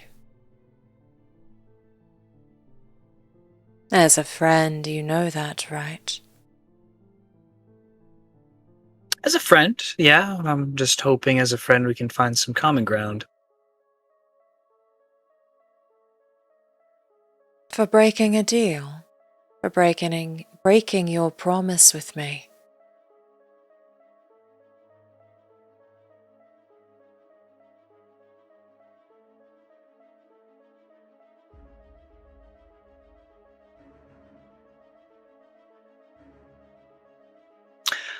I don't see it in the realm of breaking a deal. I mean, what if we're right here? Spend a little more time here before we leave. You are right here, and the person that you promised to bring to me is standing right in front of me. Why would you bring it and tease me with it? That's what friends do.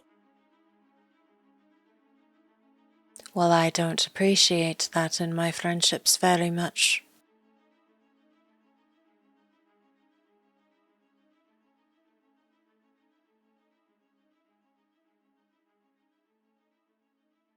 And Kieran will turn around and just give a quick look to everyone, and then in the mind,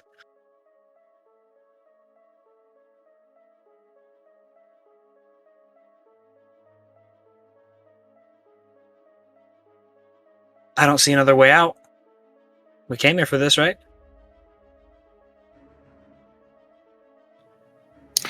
Can I insight what this means? Does Kieran look like he's about to... I've seen Kieran in combat before. Does it look similar?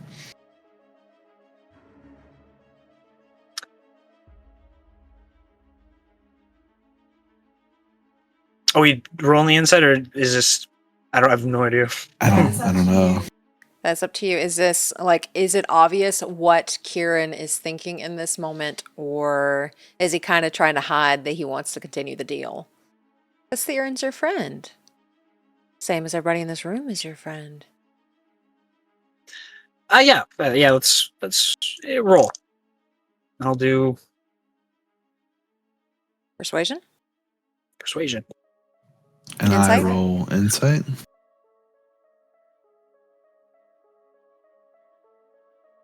Nine.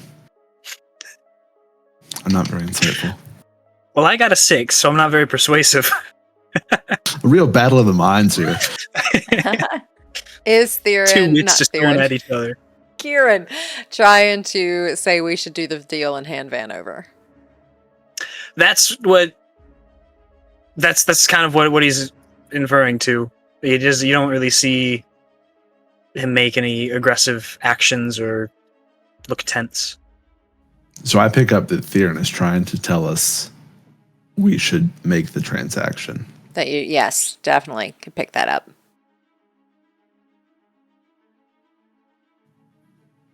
I'll say in the mind, like, I don't think that's a good idea. I don't think we should negotiate with this thing anymore.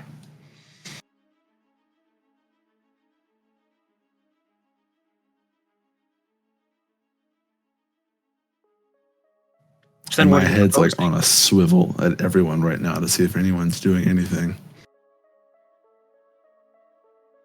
What are you proposing? He's been good to us so far. a simple deal. He gives us what we want.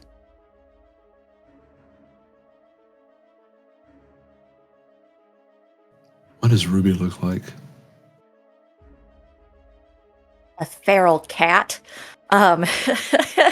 Like you could tell her, like she has like the haunches raised, and she is just like bewildered right now. She has a look of like intense ferocity and confusion on her face.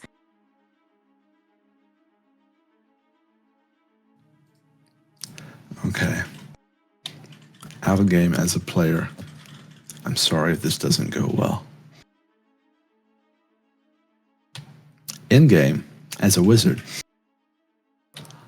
I will reply back.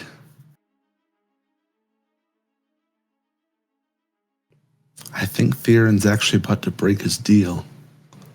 He actually looks like he's lunging at Van right now. And I will use my bonus action to telekinetically pull Theron into Van. Okay. Or try to. And I can do it silently with no motion of anything. Okay, he rolled a 12. It's a 17 strength chain save. Okay, you are able to pull Theron into Van. And as you do that, he pretty much goes forward. And Theron will... All right, then. Aggression. Aggression while we were negotiating. Would you dare break your own deal? A liar. Oh, that is what you smell like. Liars are not our friends. Friends don't lie. Since he is closer to Van now, do tell me, outsider, do you think that this is aggression? His teeth will longen, and he will have his face right next to Van's neck, and he will bite. Does Van pull away, though? No, because as a charmed person, you are willing to take a vampire's bite. Hear me out. Is he charmed when the charming person lunges at him? He did not hurt Van. No! He did not do damage. Therefore, yes, he is still charmed. And I need you all to go to roll 20. Theron takes a bite out of Van's neck, and Van just allows it. He is still holding on to Ruby's hand. He has not let go, and he's still looking at you. Well, I'm gonna attack back. I gotta stab this man. Okay, so we're stabbing. Everybody go ahead and roll initiative. 8. Dirty 20. 12. I rolled a nat 1 on my first roll, so that means the rest of the session is cooked. I got a natural 1 for a 7. Nice. Okay. And what did we get for Beltov? 14. 14. Alrighty. So our initiative is going to be Theron, Ruby, Beltov, Red, Velphie, Green, Purple, Blue, Friedrich, Orange, and Quirin is bringing up the rear. Okay. And as Theron takes that bite, Ruby goes to dagger. Go ahead and roll to hit. She's actually going to pull out a dainty silver trident. I've never used it, but I have the trident action. Okay. It's a small trident. she's going to pull it out and just immediately stab him in the neck. Okay. So I will bonus action steady aim and try to get right in between, like where he and Van are like meeting. Yeah, that's the goal. You got it. Roll to hit.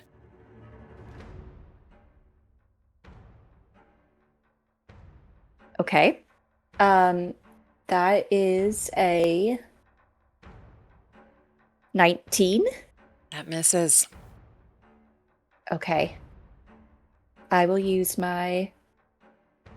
Let's see. As a Gloomstalker, I get a second attack action, so I will roll again with the Trident. You got it. Okay. 22. 22 does hit. Okay. And since I used steady aim, I had advantage, so I get sneak attack. You got it. Okay. So, need one more dice. Right. 8. Well, this is not great. 13, 16, 19, plus 8. 27 points of damage, and he needs to make a con save or be toppled. And he will be in the prone position. He rolled a 27. Yeah, that does it. So now he just has a Okay. fork in his neck. And yeah, I'm going to stay right there with Van. Okay. As that fork is pretty much sticking out of his neck, and he just grins at you. I guess I can take the wrath of Carovia. I've done it before. His eyes start to darken as it looks like blood begins to pool in them, and his fangs sharpen even more, and his nails start to grow into these long spikes.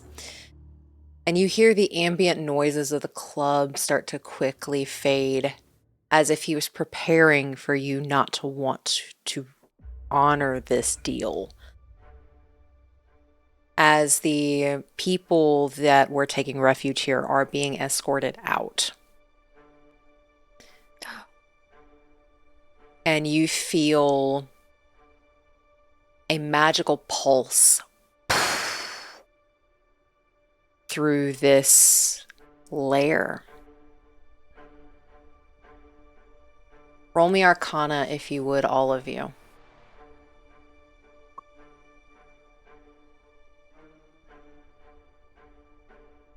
$17. 28. Nice. 13. 32. Okay, with all of those rolls, you all get the feeling that the only way you are leaving is either dying, killing him, or becoming his. You have 3 options. And you hear growling coming from beyond his office. He will look at you all and then bring his eyes back to Ruby. You will not leave this place. Not as victors, not as martyrs. The only way you leave is as mine. As he creaks his neck back to where that trident is still sticking in it, but his neck is upright. And with that, it is Beltop's turn. Okay. So let's see on the map. I'm going to move Beltov. Well, if Beltov can move, where's the... Are we in this like little square at the back? Is that the situation? Yep, so y'all are in this tiny little square back here, and that is a office. There is one door, and it is located right there. Okay. And let's see, Beltov. I don't think he has to have like a decent amount of space in order to shoot. I don't think he has like a up close ability. He does have crossbow or bow expert, so he can take shots in close quarters without disadvantage. Yep, that's what we're gonna do. Just from behind Ruby, arrows are coming in at Theron. You got it. Okay, so the first one is a 19 on the die, so that is a 33. That hits. Roll your damage.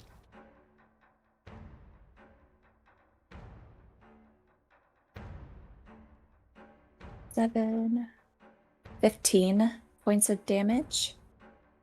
Okay, 15. And let's see. I'll do another attack. Okay. 29 to hit. 29 hits. That's 12 points of damage. You got it. Okay, and one more attack. That's 30.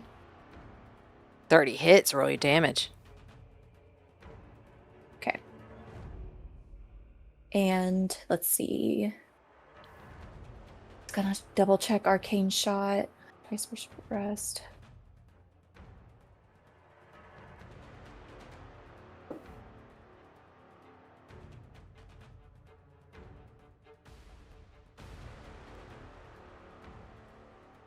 Yeah, I'm just gonna do normal damage on this one. Okay. 9 points of damage. You got it as all three of those arrows meet their mark, and Theron just lolls his head to the side and looks at Beltov, and those teeth are extremely sharp and burly as he just grins this sinister grin.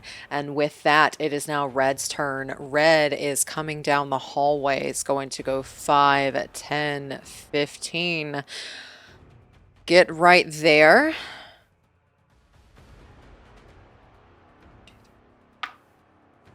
Is going to attack Velphie. Velphie, that is going to be 2 claw attacks and a bite, possibly. So we're going to see, does a 24 hit? Yes. Okay. That is going to be 10 points of slashing damage on that first one. And I need you to make a strength saving throw, please.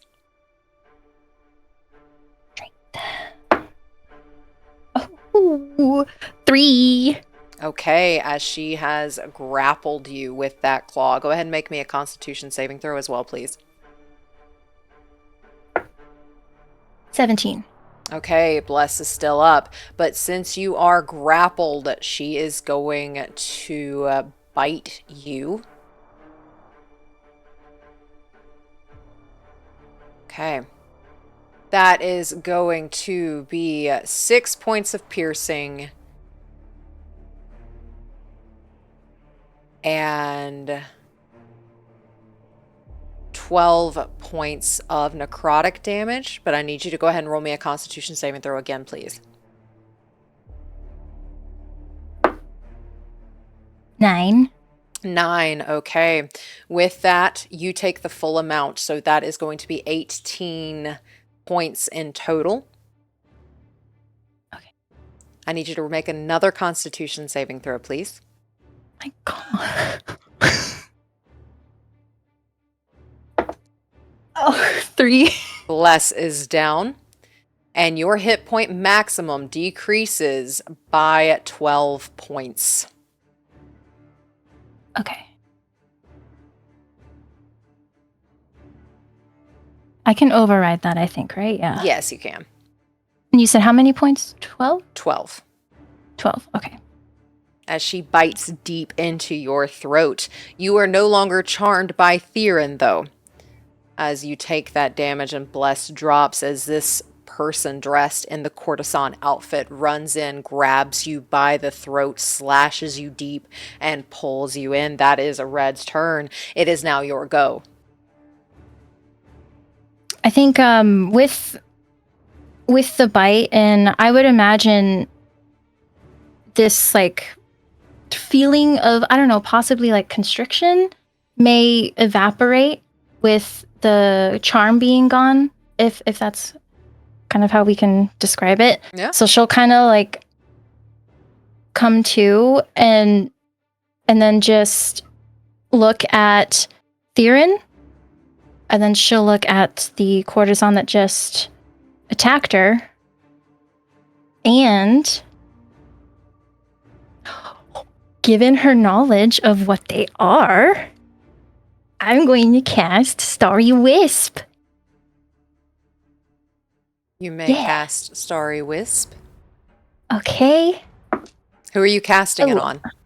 On the courtesan, Red. Okay, that is a ranged attack. That is still at disadvantage. Okay. So... yeah, okay, so 9, 18. 18 does hit. Okay. So that is going to be...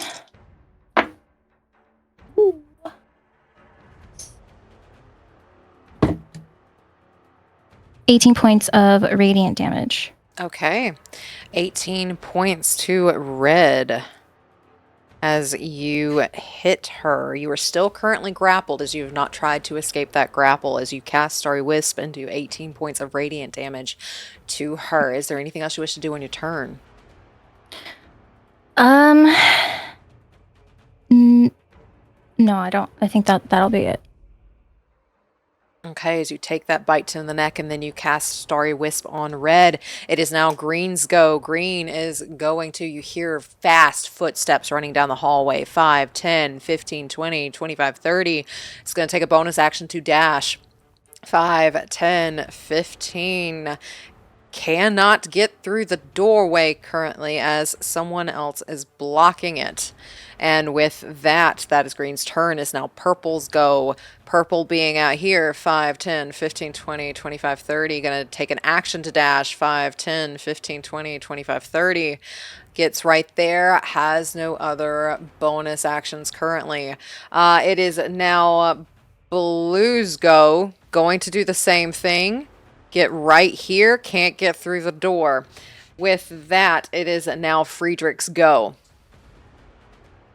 Okay, I got to figure out the spatial logistics here. So I'm trapped in the room. Can I see any of them except for Red? You could, if you stepped here, see a straight line that way. You're reading my thoughts on the same wavelength here. Uh-huh. Because what I'm casting goes in a straight line, but I don't want to hit Quirin and Velphie with it either. Would you allow it to just hit red, green, and blue? Can I angle it from there? Yes, you may. Okay, if that's the case, I will cast Lightning Bolt at 3rd level. So as I sort of maneuver around and look out the door and see this line of long-toothed courtesans staring at us, I will hold out my Librum and shoot off a sickly green Lightning Bolt through all 3 of them. Okay. And that is a 19 dexterity save. Okay, that means Red failed. Green got a 17. That's still a failure, I think. Yep, 19 is the save. They all failed. Dexterity, right? Yep, dexterity. Okay, they take a full 8d6. That will be...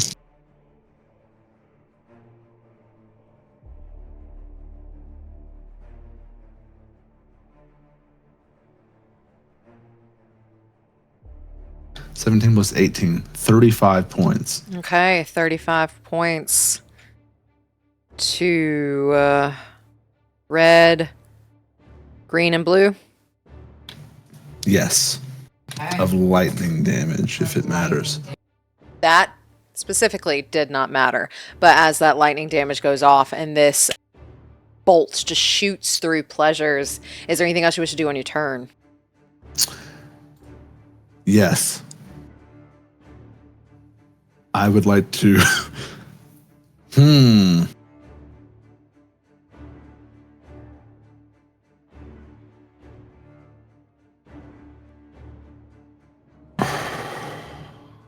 I'm going to... Can I see out the door past the vampires? I could see to cast the spell, right?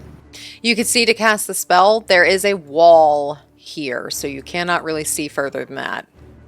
And they occupy all the spaces as far as I can see to that wall. Yes. Okay, never mind. I'll try to shove Red back into the group and clear a way to the door. Telekinetic shove on Red. 17 strength save. Okay, 17 strength save. For strength, that is going to be a 17. Beats it. Red stays in place. Red stays in place. And with that, Quirin is going to take a legendary action. He's going to point at you, Friedrich. Kneel. I need you to make a charisma saving throw. So, I still have protection from good and evil on me. What type of spell is this? This is command.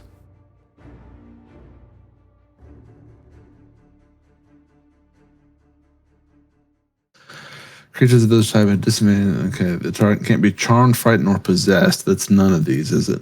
Correct. That is none of those. He is telling you to kneel. And it's not an attack roll, so it's not that either. Correct. Okay, so I guess I'm just gonna. What's the save again?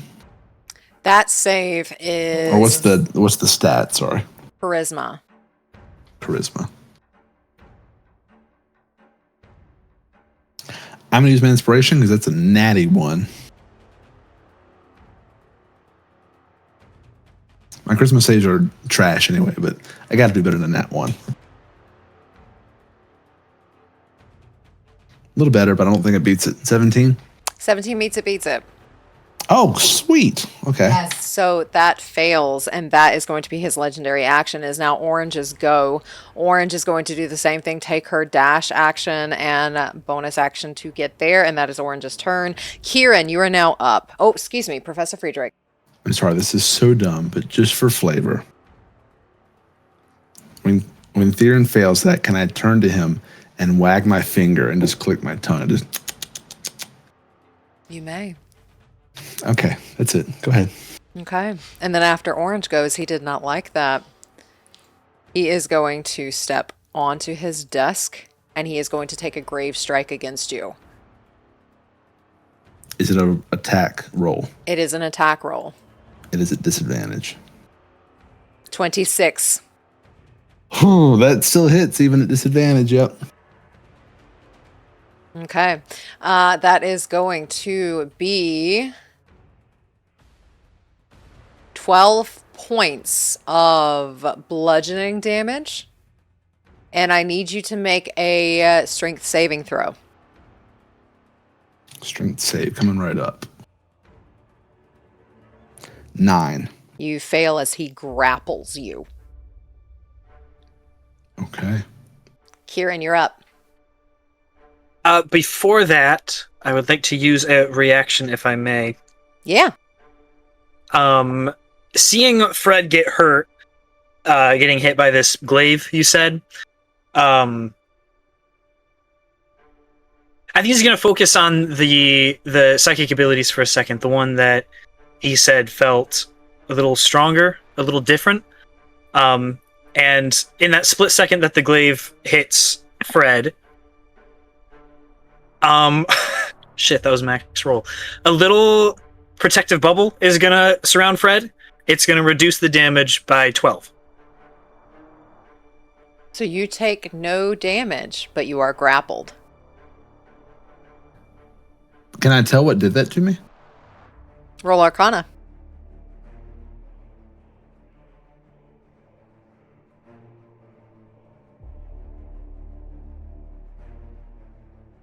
$28. Yes, you know what did that to you. It's psychic ability that someone is very good at. Okay. And Quirin, it is now your turn. You are still charmed. Yeah. You did say that we could attack the minions, right? You can attack the minions, yes. All right. Also going to hear Velphie getting munched on. And we're just going to turn around and swing at red. Man. If it weren't for the disadvantage, that would have been a nat 20. Oh! Yeah. Let's see. An 18 to hit? 18 does miss. Damn. We're going to do it again. Go for it. 18 again. Oh, that does miss as both of those swipes do go over or under her head as she's weaving while holding Velphie steady. And then...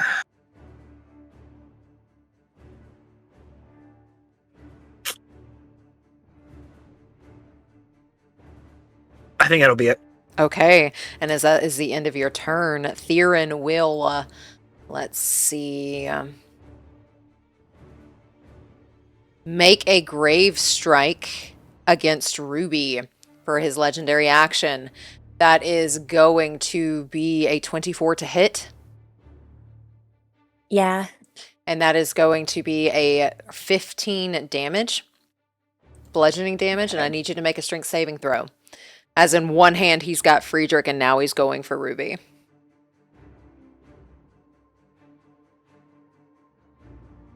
Oh, I'm on Beltov's sheet. I was like, why do my stats look so weird? Okay, so what was that? What? Strength Okay. save. Strength. Okay. I was like, why am I so strong? Okay. It's not good. It's a 3. Okay, you are also grappled in this grip as he does a grave strike against you with a legendary action. It is now Quirin's turn. With it being a grapple, is it possible as a rogue I could have used Dex? Or is it just a strength save on the ability? You do get to choose if it's a dex or a strength. Ooh, okay. Can I use Dex? Hey, you may go ahead and roll again. Okay, I'm gonna try to slither away. It's better. Okay, that's a lot better. 22.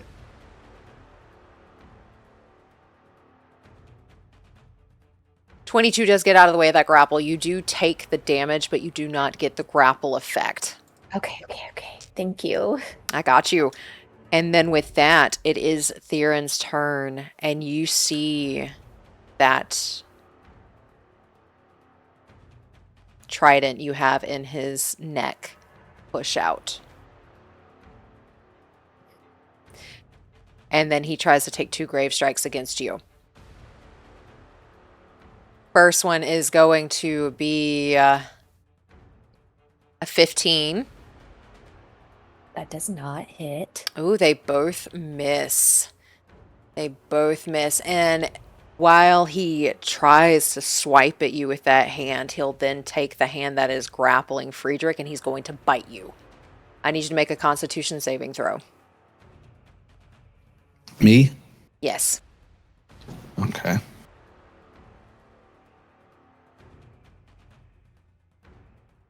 $17.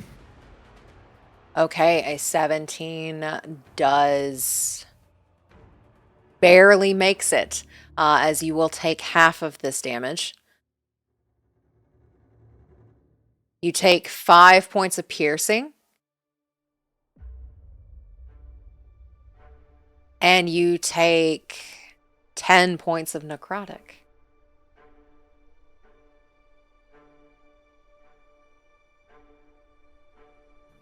Okay. It won't do any good, but the prevention will do good. As the fangs connect, I don't know what that looks like. Is it going right for the neck? He goes right for the neck. There's a bit of like invigoration with Friedrich. And as you can see some of this necrotic energy, whatever it is, enter his neck. It's almost like Friedrich likes it. And he doesn't look fazed by it. He almost leans into it a bit. A little kinky, okay. But your hit point maximum is decreased by 10. Darn. And that is Theron's turn. Ruby, you are up. All right, as she dodges and weaves from those past 2 attacks, she catches an opening and takes a bonus action steady aim and shoots Got it. right towards that trident hole again. Okay, go for it. Okay. Gonna chip away this mean man. Okay. That is a 26. 26 hits. Okay.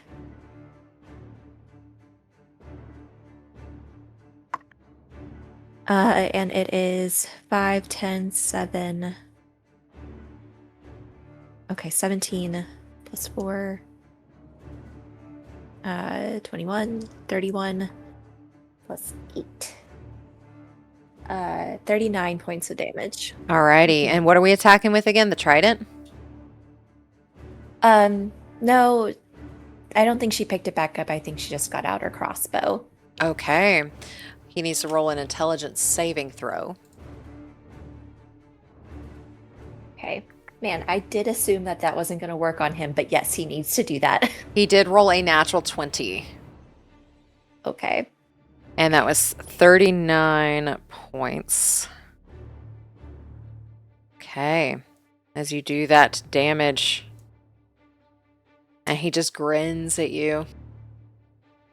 I think I will use Whales of the Grave right here. Okay. So I'll send some of those whispers and shadows over to Red. Alrighty. And what damage does she take? Okay. So that is... Let's see.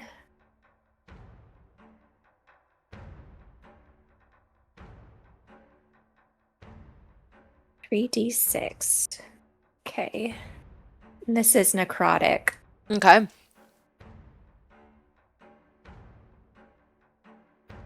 Um, 12 points of damage. 12 points. Alrighty. You get the sense that necrotic does not do as much to these beings Okay. as those wells from the grave That's make their way over to her. And with that, it is now Belle's turn. Okay, he's gonna unload again. Go for it. So first shot is a 28. That hits. Who are we going for? Theron. You got it. 12 points damage. Alrighty. The next shot is a 24. That hits. Okay. Okay, that's 15 points of damage. You got it. And the third shot is a 9. What? Why can't I do math? 23. 23. That hits. Okay, so that one is 14 points of damage. Okay, you got it. And with that, as all 3 of those shots hit, he will take a legendary action, and Professor Friedrich is still restrained. He will try to bite you. Roll a, or not bite you, excuse me. That's not one of his legendary actions. He will actually take a legendary action to command Ruby. I need you to make a charisma saving throw. Okay. Okay, so it's an 18 on the die. And charisma. Okay, dirty 20. With a dirty 20, you pass, and that is his turn as he tells you to halt. And you pass with a 20, and that takes no effect. And with that, it is now Red's turn. Red, still holding Velphie, is going to take her other arm and try to attack Professor Friedrich, who is currently grappled. And that is going to be a 19 to hit. Is that creature undead? Yes. It should be at disadvantage. Was that a disadvantage? 16.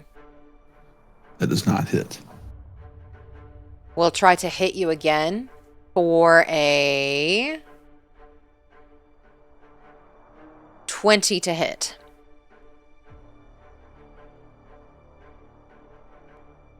I also need you to roll a Constitution saving throw to see if that still is up with the damage you've taken. I didn't actually take damage, did I? You did. You took some. One was piercing, one was necrotic. Roll that first? Yeah, roll that first. What is that then? A 10? Because I only took like 5 damage Correct. You need to beat a 10. on a con save. Correct. Well, shit. It's a 7. Okay, so a 25 to hit and a 19 to hit. The first one will hit. The second one I'll cast shield on. Okay. The first one is going to be 11 points of slashing damage. And I need you to make a strength or dexterity saving throw. We'll go with dexterity. It's a little bit higher. 17. Alrighty, a 17 is perfectly fine as she does that damage but cannot grab you. She will take her motion 1, 2, 3, 4, and she drags Velphie with her, and she is going to bite Velphie. I need you to make a Constitution saving throw. 12. Okay, that does fail. So you take 4 piercing. And you take 5 necrotic. Your hit point maximum drops by 5. And with that, that is Red's turn. Velphie, you are up. Okay, so it's an action to try to get out of the grapple, right? Yep, you have to use your action. You can make a strength or athletics check. Or excuse me, athletics or acrobatics check. Okay. We're going to try to get out of the grapple. I'm going to use acrobatics. 18. 18 beats the 13. You get out of the grapple, and that's your turn. Is there anything you wish to do with your bonus action? That's an action. I think I might... Is this a table or a chair that we're up against? A bed. A bed. Oh, okay. Ooh, yeah. I think just to get some distance, we're gonna go to the other side of the bed. Just run around in the front there, just to kind of separate. But that'll be it. Okay, no bonus actions? Not yet. Okay. With that, that means it's Green's turn. Green can now get in the room. So Green is going to 5, 10, 15, 20. Is going to attack Professor Friedrich. And that is going to be, the first attack is going to be 13. That one is not hit, and I still have shield up because it's not my turn yet. So yeah, it doesn't hit. Okay. The next one, actually, it would just be straight rolls since you are currently grappled. Well, I also dropped the condition, so the thing that gave him disadvantage. So maybe it would be advantage. I don't know. Okay. Well, if that's the case, since you are grappled, that is a 26 and an 18 to hit. One of them hits the first one. Okay. That is going to be a 9 for slashing damage. And you technically are grappled. She's going to try to bite you. Okay. That is going to be, roll me a Constitution saving throw. My dice really hate me tonight. It's a 6. 6 does fail. You take 6 points of piercing damage, and you take 9 points of necrotic, but your health point maximum drops by 9. Okay, in what order does this happen? All at once, I guess? She swipes at you, and then she also lunges into your neck. And what was the damage for the bite again? 6 piercing and 9 necrotic. So 6 piercing. And then my hit point max drops by 9 as well. Yes.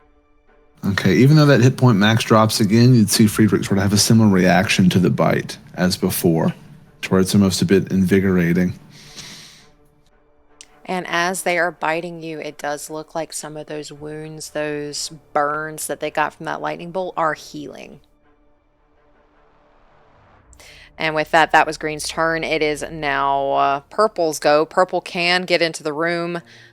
5, 10, 15. Which way would they go? 15, 20. Quirin, you may take an opportunity of attack here. And Professor Friedrich can't, unless you roll a disadvantage. I actually already used my reaction for shield earlier in the round. So Quirin, you can take an opportunity of attack as Green or Purple runs by you. Where's my number? 19? Alrighty, 19. That does hit Purple. Go ahead and roll your damage. Thank God. 15. Does damage breakdown matter? I don't think so for you, because none of it's necrotic, correct? No. Okay, you got it. Yeah, so you do that damage to her as she runs past you. And she will try to hit Ruby. For a 16 to hit? Does not hit. Does not hit. 18. That hits. Okay, you take 10 points of slashing damage, and go ahead and make me a strength or dexterity saving throw. All right, 25. Yeah, you're good, as Purple takes that shot and misses. Blue can go now. 5, 10, 15, 20, 25 gets to Velphie. Velphie takes 2 attacks against you. First one is going to be a 24 to hit, and the next one is a 10. So I know that doesn't hit. So 24. Yeah. Okay, that is going to be 9 points of slashing damage, and I need you to make a strength or dexterity saving throw. We're gonna do dex. Oh God, I'm gonna use a luck point. Okay.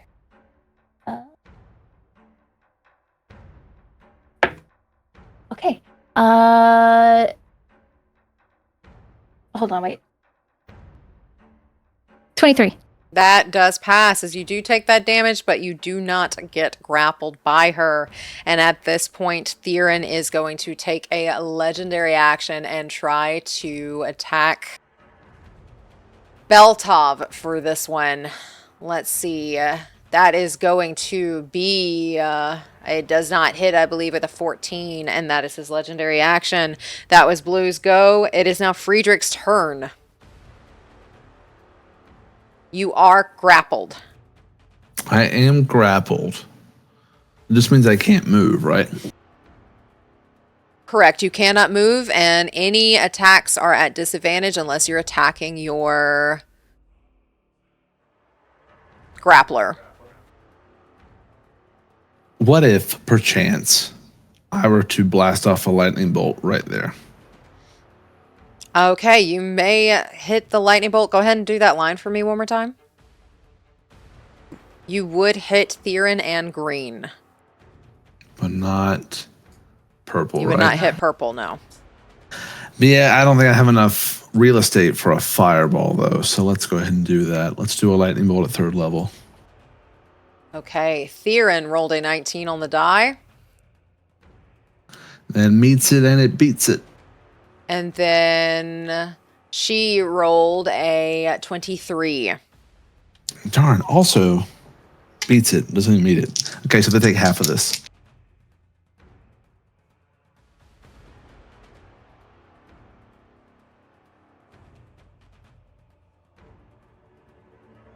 $27 halved is 13 points of lightning damage.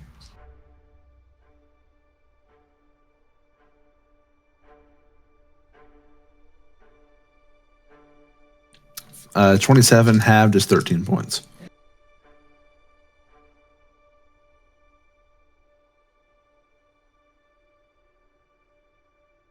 Alrighty, as they take that damage from lightning bolt, you all smell charred, decaying flesh almost as that goes through. Is there anything else you wish to do on your turn? I have a question. I know it's an action to try to break a grapple. It is. May I try to telekinetically shove Quirin? If I do that, do I go with him? You would go with him. I'm gonna do it. Okay, where you shoving him? Straight back is all I can do. Straight back or straight forward. So we'll just go straight forward, or straight back towards purple. That is a 19. He passed. Nothing happens. Okay. With that, it is now Orange's turn. Everybody's in this tiny little corner. 5, 10, 15. Going to squeeze back here between that wall and is going to attack Professor Friedrich. That is going to be, for the first one, a natural 20. What's the total? The total is a 26. Oof. That'll hit. Okay. Can I use cutting words? You may use cutting words. Okay. Okay, so I can expend Bardic Inspiration. So I just roll the D10, right? Mm-hmm. My D10. There it is. It's a 9. That is a 9. Okay, so that would have been a 17, which I do not think hits. So go ahead and take a Bardic Inspiration die off of your sheet, and then she's going to try and attack you again, and that also misses. And that is Orange's turn. And with that, Quirin, you are up.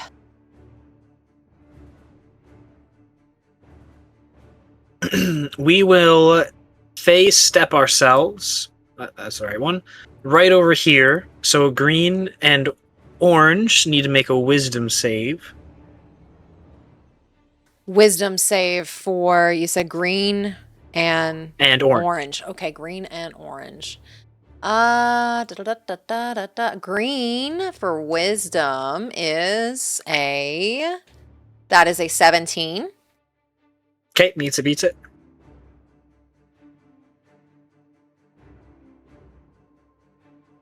Okay, orange got a 14. Okay, so orange is frightened as long as that goes through of Quirin till the end of Quirin's next turn. You got it.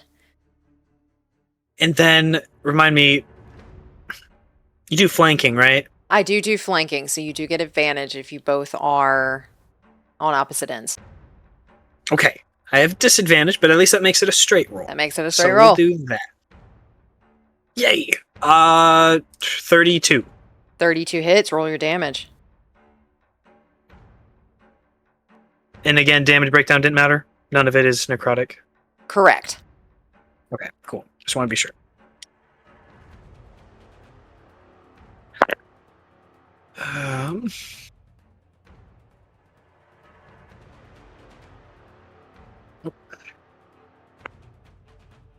All right, let's see. 13.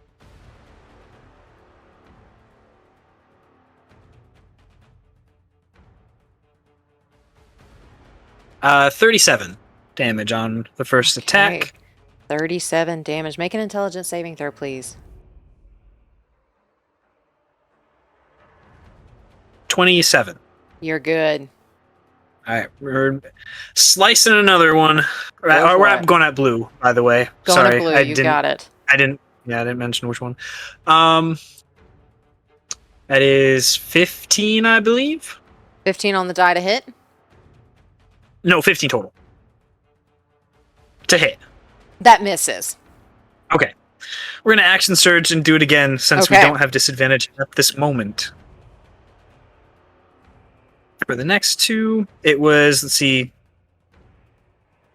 31 and then 29 on the next two attacks. Both hit. Go ahead and roll your damage.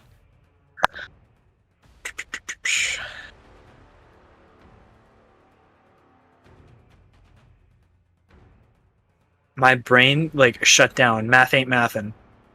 13, 23, 33 total for the two attacks. Okay, 33 total for the two attacks. Go ahead and make 2 intelligence saving throws. Over 20 for both of them. Okay, how do you wish to do this on blue? Oh. I didn't think this was going to happen. I think he's making quick and very accurate cuts. So I think he swings the sword once, just goes right across the eyes, and then once again, just like from shoulder down to waist, just making those cuts, and then he falls. And I think we will move one closer to right there. Okay, you got it. And that's... Anything else you want to do? No, that was it. Okay, with that is... Before it's Theron's turn, he still has another legendary action he is going to use. And he is going to... He's already used command. He is going to try to hit Ruby one more time for a 21 to hit. Yes. Okay, that is 16 points of bludgeoning damage. And then Okay, 5 points of necrotic. So that's a 21 in total. Okay. I'm gonna uncanny dodge the bludgeoning.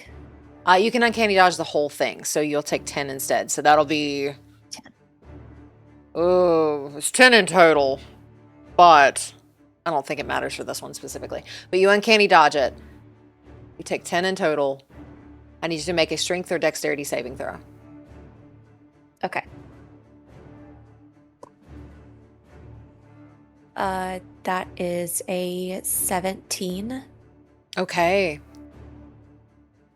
You are good. And with that, it does look like, now that it is his turn, it looks like he heals. And he regenerates. He is going to take one attack against Velphie here. Not Velphie. Ruby. That is a 21. Yes, that hits. That is going to be 13. No. And 6 for a not 29, 19. Oh, 19 hits. Not 19, 19 points of damage on that one.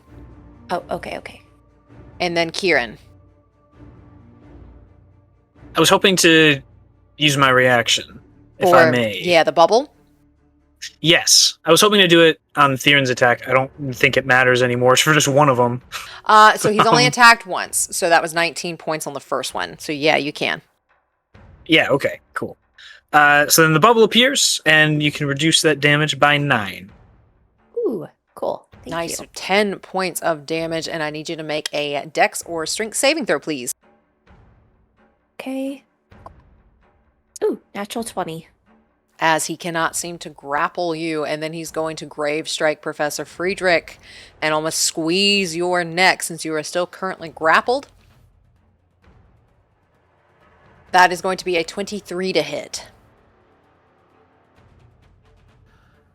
Yeah, that hits. Shield wouldn't help me. Okay, and with that, you are going to take 17 points of bludgeoning damage. And then you also take 4 necrotic.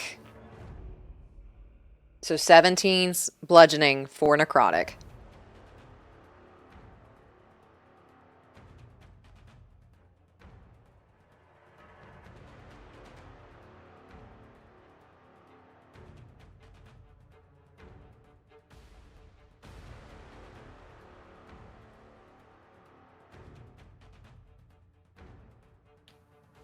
I'll just take the necrotic. That bite or hit appears to actually hurt Friedrich. Okay.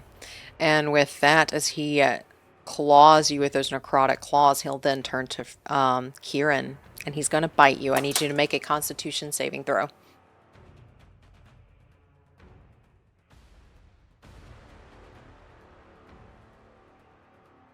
It's not good. Oh no. It's a 5. Okay. You will take 12 points of piercing.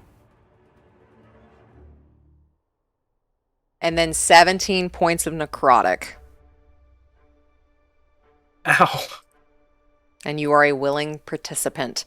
Your health point maximum drops by 17. Max. Right, there it is. Okay. You said 17? Mm-hmm. And it looks like you have rejuvenated him even more. Alrighty, and with that, that is Theron's turn. Ruby, you are up. Hey. I think I just have to keep shooting him. But before I do, Van has not been very active. Can I get a temp check? What's going on with him? He is pretty much sitting in the corner like he has been told to, and he's just bleeding in this puddle as that back was very, very deep, and he is just sitting in a puddle of his own blood in the corner.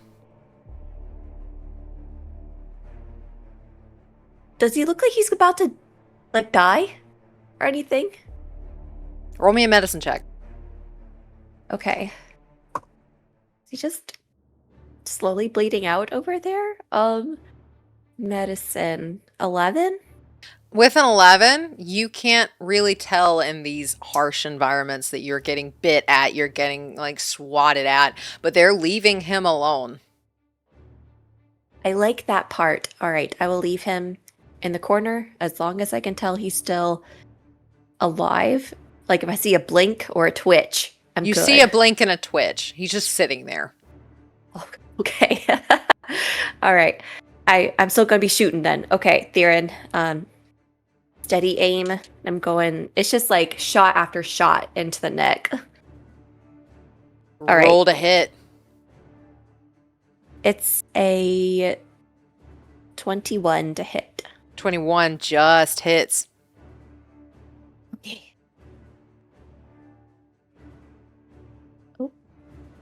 Okay. 14, 18, 19, 25, 28, 34 points of damage. Okay, you got it. 34 points of damage as he takes that shot to the neck again. And is there anything else you wish to do on your turn? As he currently has a lot of arrows sticking out. Looks like a pretty little necklace going on right now. That's my turn. Okay, it is now Beltov's turn. What are you doing with Beltov? All right, he is also in the arrow game. So 2 or 3 more arrows. First one is, that's a 2. He has steady shot, so let's see. Oh, yeah, Beltov sheet. Let's see, steady shot, what is that? Searching arrow, you can choose. No, that's not what I'm thinking of. Sorry. No, you're good.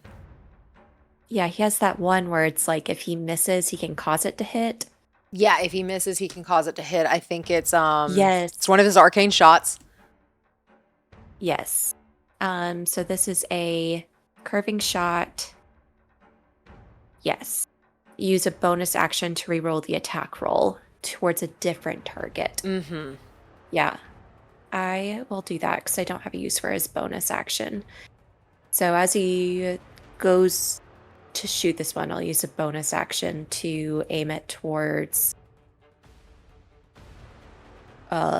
who's around? We'll just say purple. Okay, purple. Right, Roll to fine. hit. That is a 21. Okay, a 21 does hit. Roll your damage. Okay, 11 points of damage. You got it. As that shot misses And Theron, next- but then just aims towards purple. All right, next one towards Theron is a 29. That hits. Roll your damage. 9 points of damage. 9, you got it. And the last shot is a dirty 20. Dirty 20 just hits. That meets it, beats Okay. it.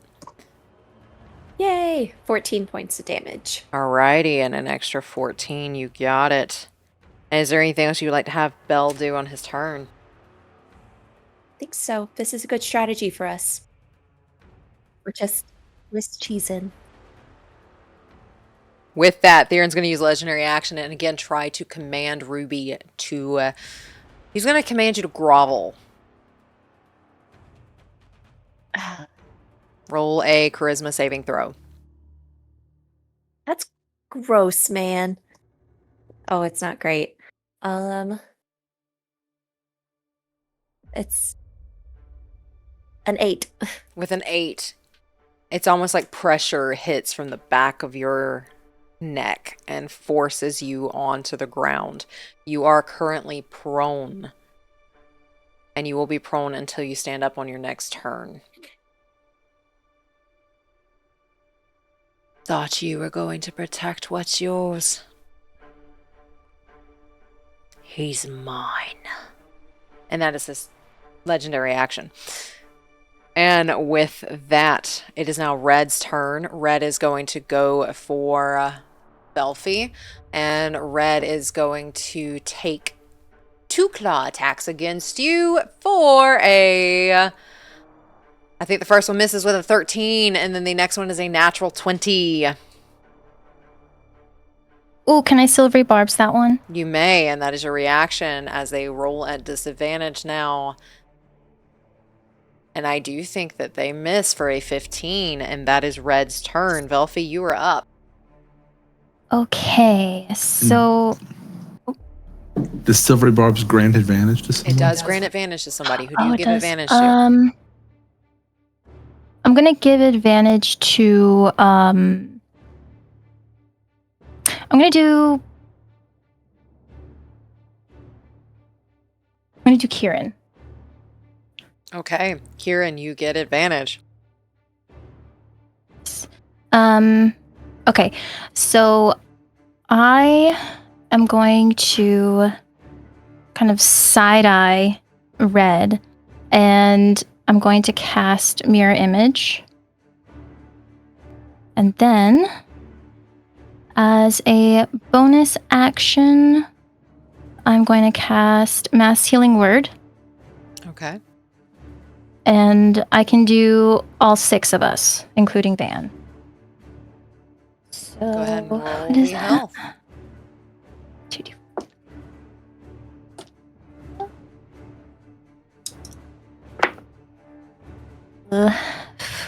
It's only 7 points of healing. Okay, everybody gets 7 points back. And then I'm going to move around the bed again to the opposite side. Okay, she will get an opportunity attack. Oh yeah, that's right. That is going to be a natural 1 as she slashes into the wood and gets caught. She will have to use half her movement to get out. And with that, it is now... Unless you have... You've already used your bonus action, never mind. It is now Green's turn. Green is going to... She can't get back to the other 2, so she is going to attack Professor Friedrich since you are still currently grappled. That is going to be a 22 to hit. I will shield that. As you shield that, she will take her next attack and try to hit you with it. Which I... Ooh, it stopped on the 20 and then rolled over. Neither of those are going to hit. Is that good or bad? For me, bad. But you are technically grappled, so she is going to bite you. I need you to make a Constitution saving throw. Okay. 13. Alrighty, with a 13, you do fail. You take the full amount.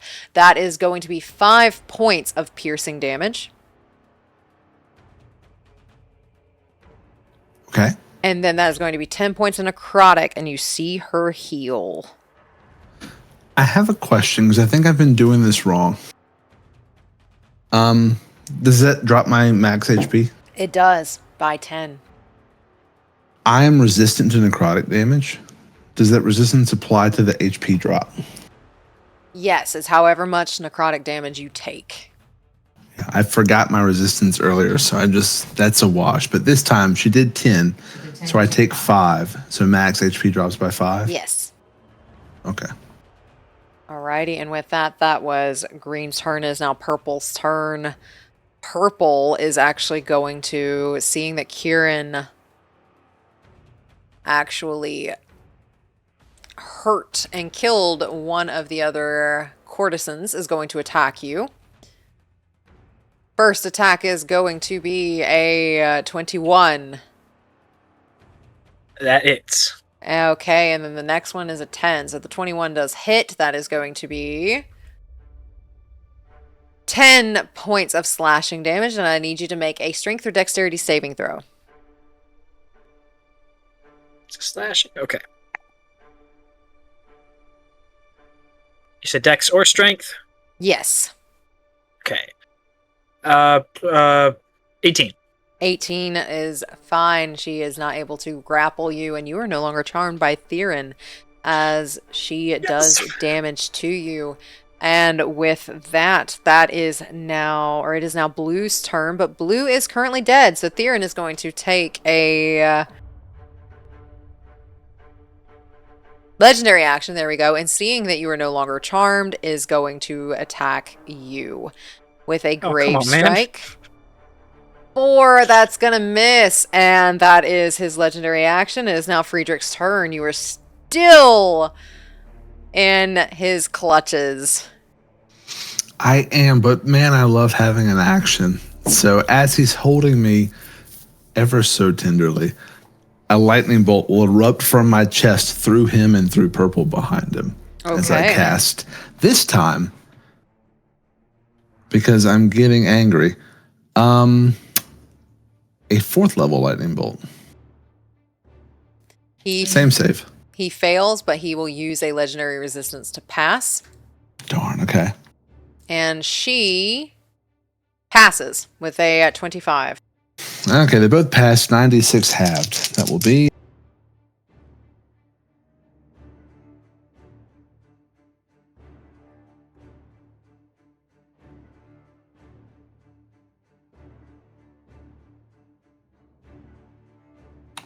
really bad rolls. 21 on 96. Halved would be 10 damage. 10 damage, alrighty. On Purple, okay. Yeah, 3 of those were 1s. Okay, with that, is there anything you wish to do with your bonus action?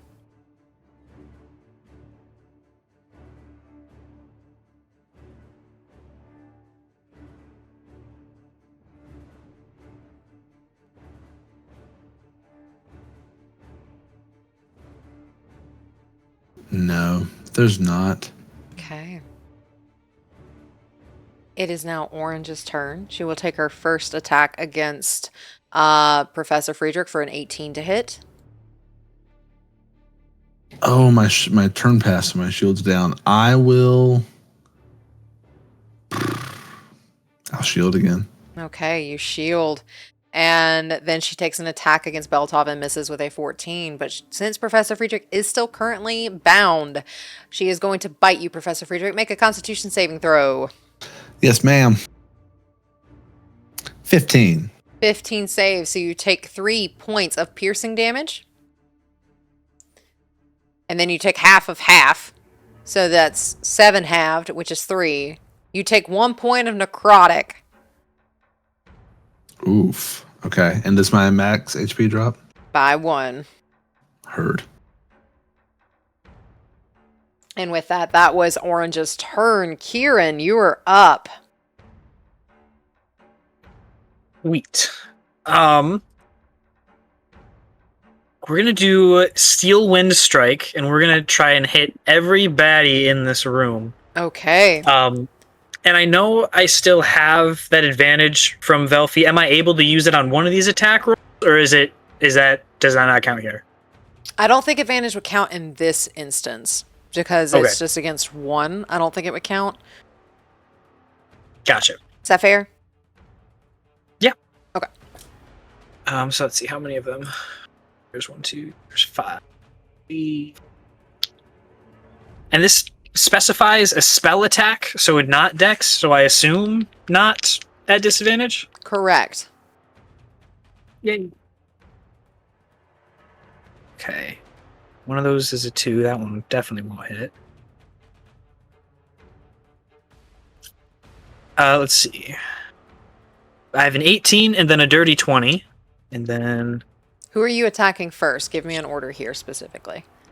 we'll go green and purple. Green then purple. Each getting one. One, and then we have Quirin and then orange. None of those are gonna hit. So I think it's just green and purple. Okay, green and purple. Go ahead and roll your damage. Do that here. Green and purple both take 25 damage.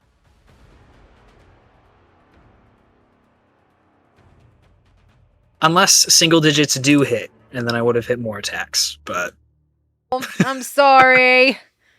it's okay. It's the way the dice roll.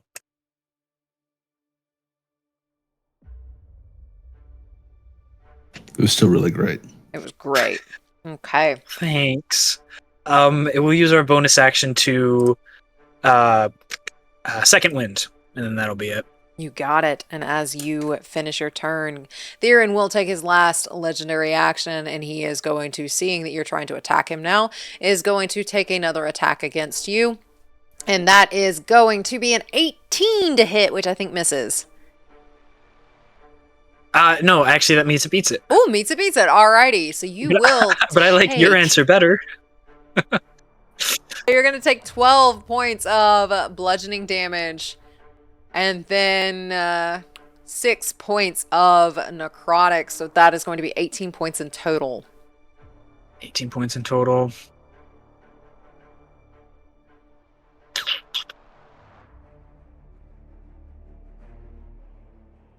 Does that... Oh, I guess I wouldn't know that. We'll try and shield that one. We'll put that shield on ourselves. We'll see what happens. Okay, that wasn't bad. You said 18 total? 18 total. Alright, so reduce 8, making it 10. Nice. And go ahead and make me a dexterity or strength saving throw, please. 17. Okay, 17 is fine as he is not able to grapple you. And with that, it is Theron's turn. He is going to take an attack against Ruby at advantage since you are currently groveling at his feet. That is going to be a 22 to hit for the first one. That is 12 points of bludgeoning and 7 points of necrotic. So that first attack is going to be at 19 points. Okay. And I need you to make a strength or dexterity saving throw at disadvantage. Okay.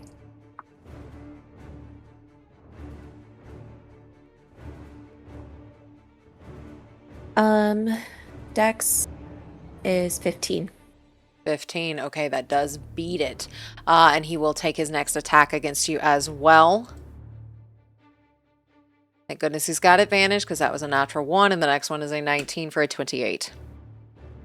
Okay, yeah. That is going to be another 13 points of bludgeoning and 5 points of necrotic, so that is 18 points in total. And I need you to make another dexterity saving throw or strength saving throw at disadvantage. Can I grovel a little bit to the left and do uncanny dodge? Yes, you can still uncanny dodge. Okay. Okay. Good. Okay. And let's see. Okay. 12 on the dex. Okay, 12 on the Saving throw. dex.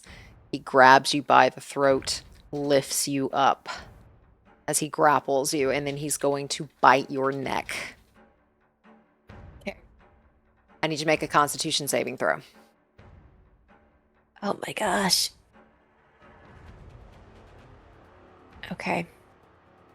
Just gonna double check evasion. What happens if you fail? It's usually just like half damage. Yeah, so it wouldn't matter for here. Okay. Okay, con save. I want to get a different dice. Yes. Okay.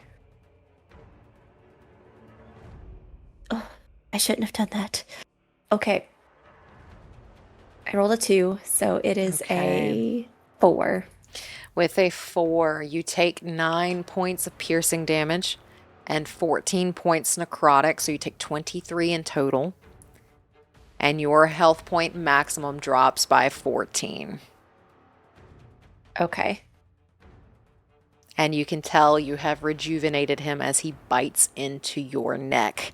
And with that, it is now your turn. You are currently grappled.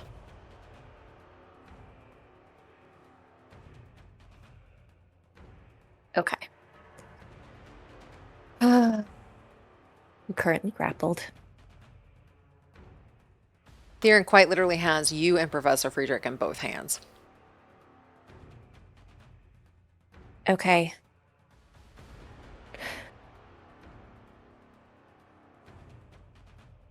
After he lets go of her neck, I hope you choke on it. And she's going to Misty step away with her bonus action.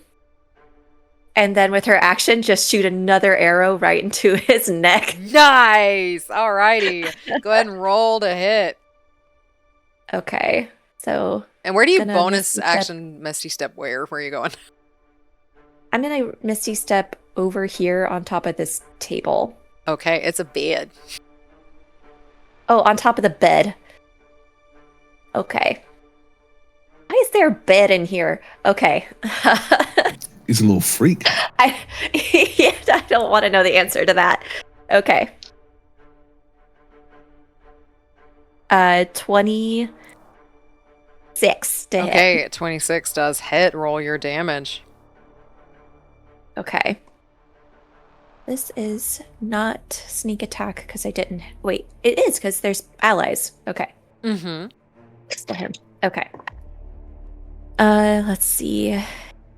8, 9, 15, 20, 27, 28, 36 points of damage. 36 points. You got it. And he did pass his intelligence saving throw.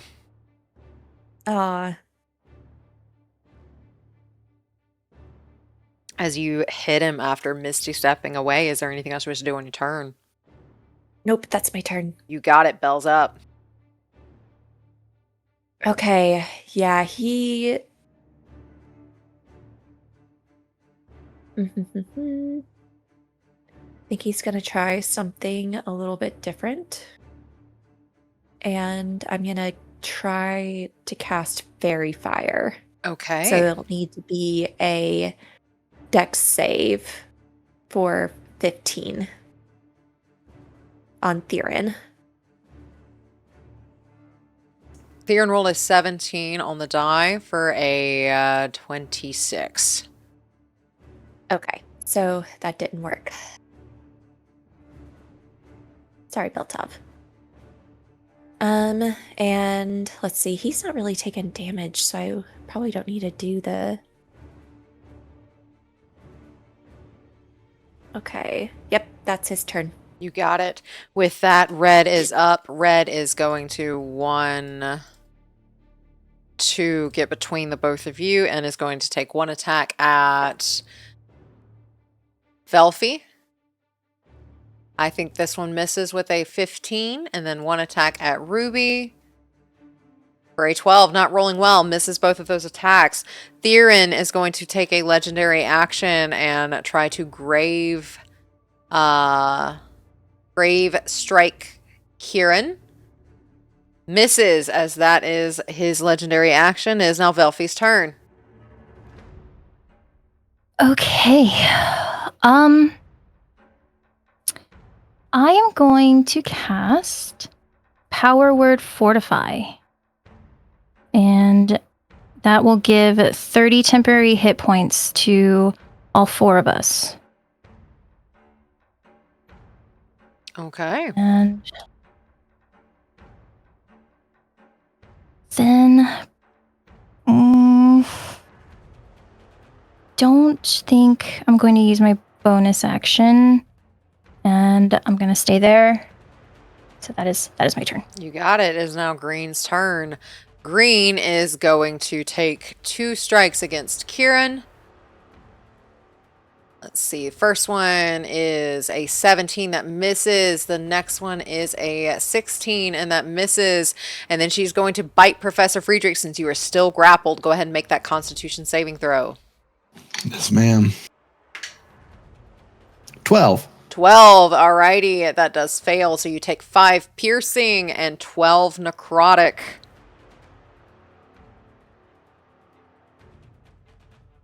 Max HP drop. Max HP drop is 6. And that is Green's turn. Purples go. Purple is between Van and Quirin, so is going to try and take her attacks against Quirin, because it's really all she can attack right now. That is going to be another 17 and a 22 to hit.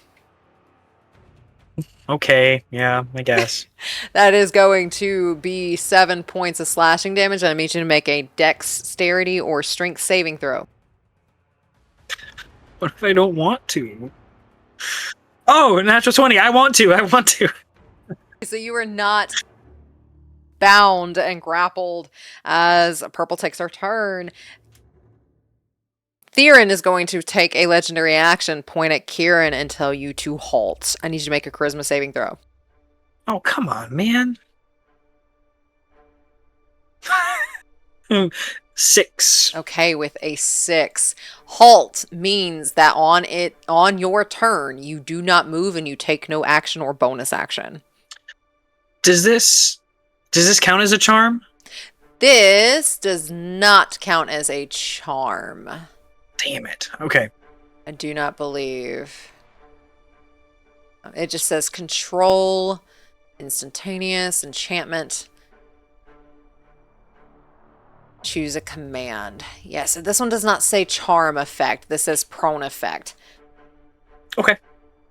Just So wanted to next check. turn, you cannot move. And with that, that is his legendary action. Let's see. Blue is dead. Purple just went. It is now Friedrich's turn. Okay. Spatial logistics here. Orange is like in the doorway, or Orange is between the wall and you. so orange is not like in the door. I can't see past orange out the door. Okay. Well, that being the case, Well, I guess, yeah, you could see technically barely out the door. I think you can see to here. You cannot see right there, no. cannot see right there, but I could see right here, Correct. or just out the door. Just out the door. So I'll give you this spot. Oh, that spot. Okay. I will, because Ruby is a genius and I'm not. I will first cast 4th level lightning bolt again through Theron's loving embrace and into purple as well. You got it. Or dexterity saving throw. She fails. He got a 23. That passes. Okay.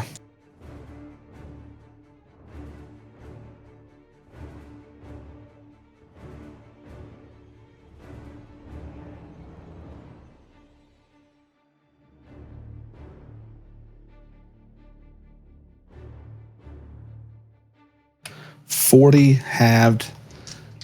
She takes 40. He takes 20. How do you want to do this for purple? Oh, I want to roast her. Like from the middle, it just sort of like lightning arcs across all of her limbs as she turns into an extra crispy courtesan. She turns into that extra crispy courtesan, and you see her ashes just fall to the floor. And you wanted to bonus action?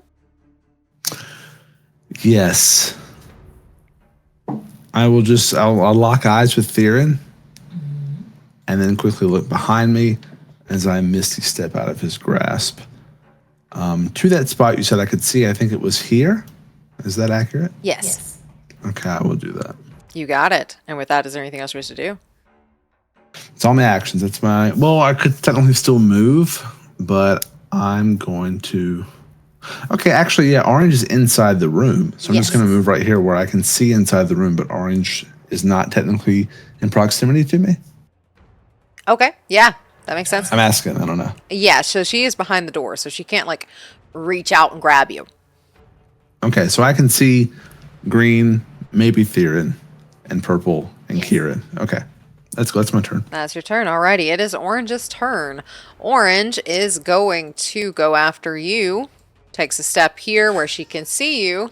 And then that is going to be for the first one, a 24 to hit. Yeah, shield wouldn't help. That's it. Okay, and then the other one misses. So that is going to be 5 points of slashing damage. And I need you to make a strength or dexterity saving throw, please. Strength or dex? Let's go with dex. Okay. 21. You are fine as she does 5 points of damage to you. And with that, Quirin is going to take a legendary action and is going to try and hit Beltov for a 26 to hit. Yep, that hits. Okay, he will take 15 points of bludgeoning damage. And then 5 points of necrotic, and I need him to make a dexterity or strength saving throw. Okay. 22 strength. 22 strength, you got it, as he is not caught up in that. And with that, Quirin, you're up. So can't move, can't take an action. Does that mean there's like purely nothing, or still a bonus action if it's non-combative? I don't know. Let me double check. It says, halt. You cannot take an action or a bonus action. Oh, okay. So you've quite literally frozen in place for a turn. All right. But speaking of free action.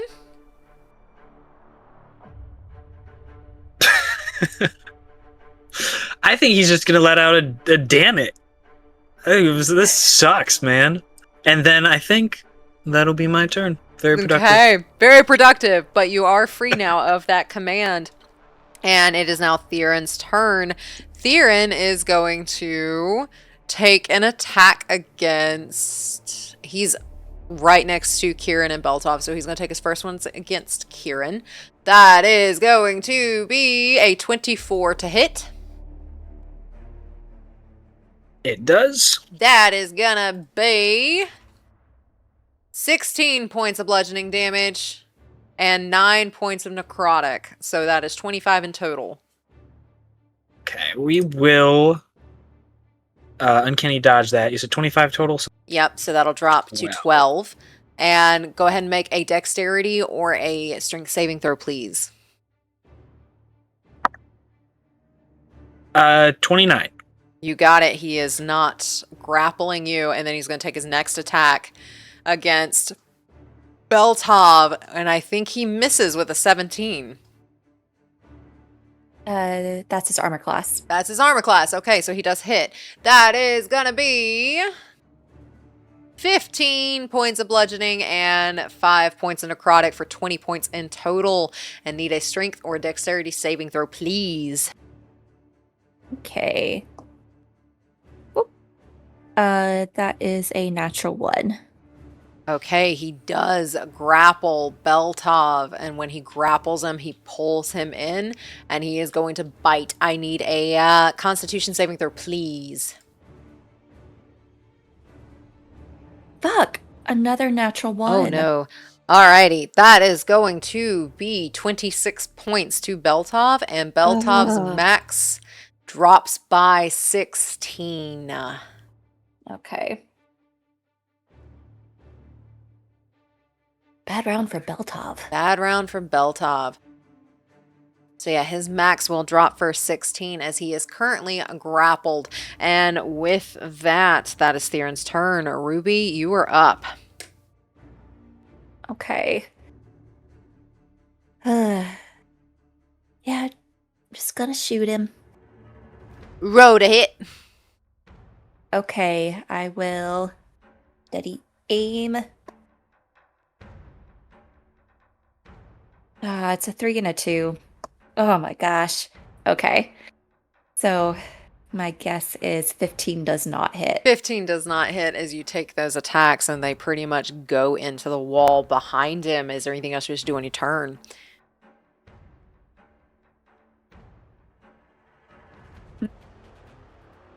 I need some cover, Okay.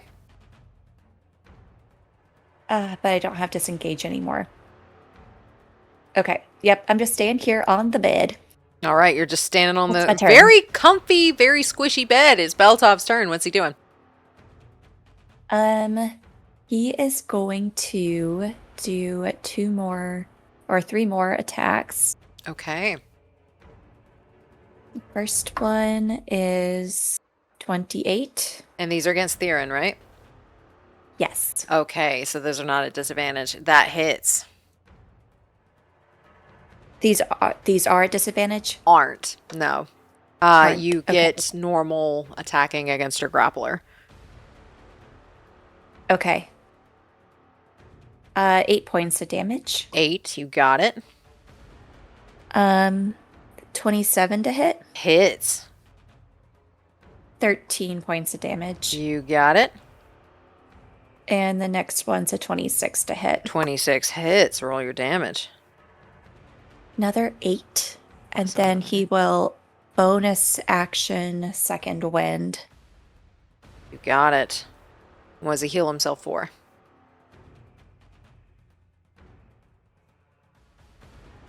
$21. Nice. He gets 21 points back. And while you all are doing a lot of damage to Theron, he does not look that hurt. And with that, it is now Red's turn. Red is going to take a swipe at Velphie first. That is a natural 20 for a 26. Okay. I have my mirror image up, but I don't know if I want to risk it. So, well, yeah, no, because if she's attacking, then it would go for my mirror image first, right? Regardless have of to if I roll wanted for to it. counter it. I do have to. Right. Oh, yes, you're right. Okay, so I think then what I want to do. Roll 10. Should I?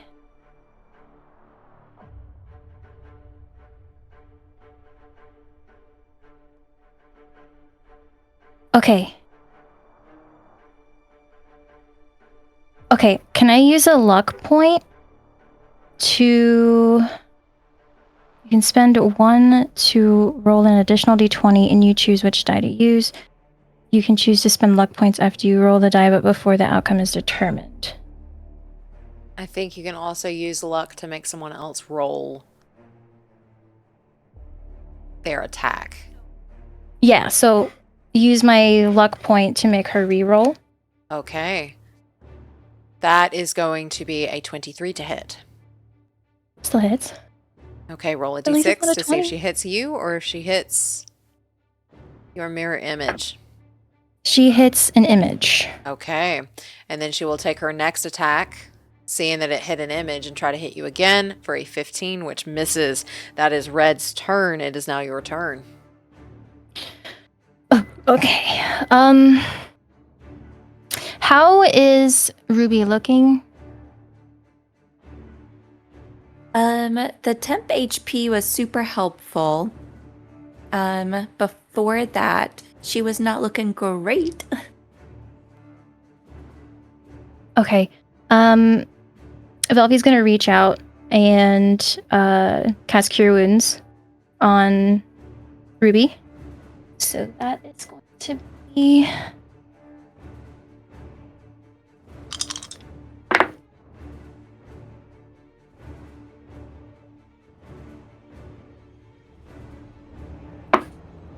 Oh, shit. 27 points. Oh my gosh, thank you. Yes. That's a good heal. Yeah, I got 8, 6, and 8. Nice. Plus one more that I can't remember because I had to roll 4, but I only have 3.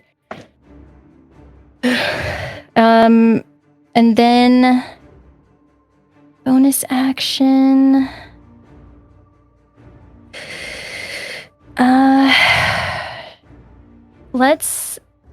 We're gonna do another mass healing word Okay. once I find it. Yeah. Okay.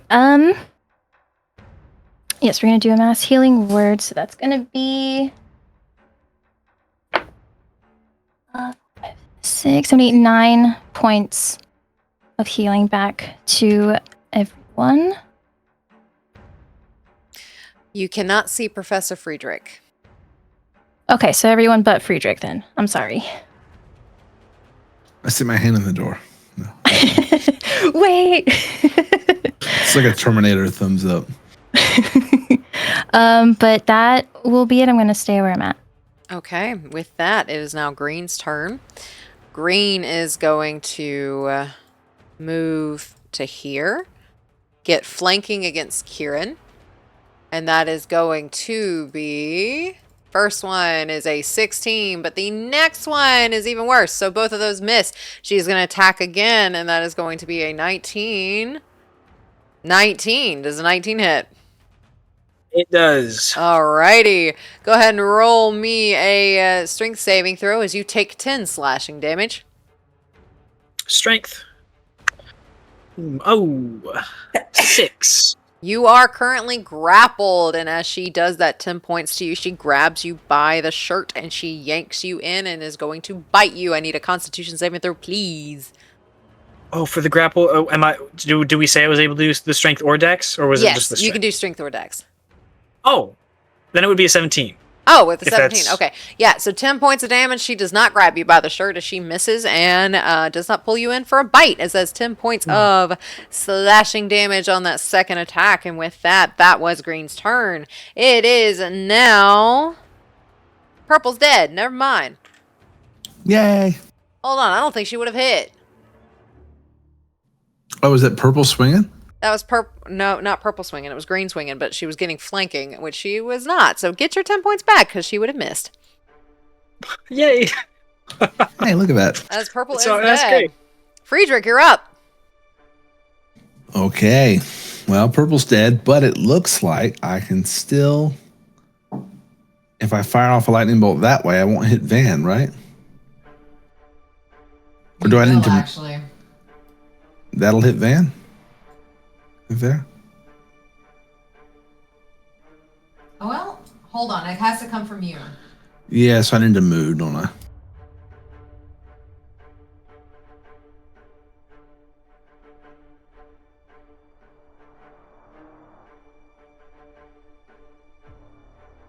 Can you imagine just sitting in the corner bleeding and then he gets electrified? I really don't want to add that to his plate right now. He's going through it. So if that's the case, I actually don't want to move, if that's okay. That's okay. And I'm instead, I think I'm gonna take a little bit of a risk because I don't know if this will work or not. Oh, do I even have it? I don't know if you can tell me this or not. Okay. Are vampires, these in particular that we're fighting, are they considered humanoids? Okay, well.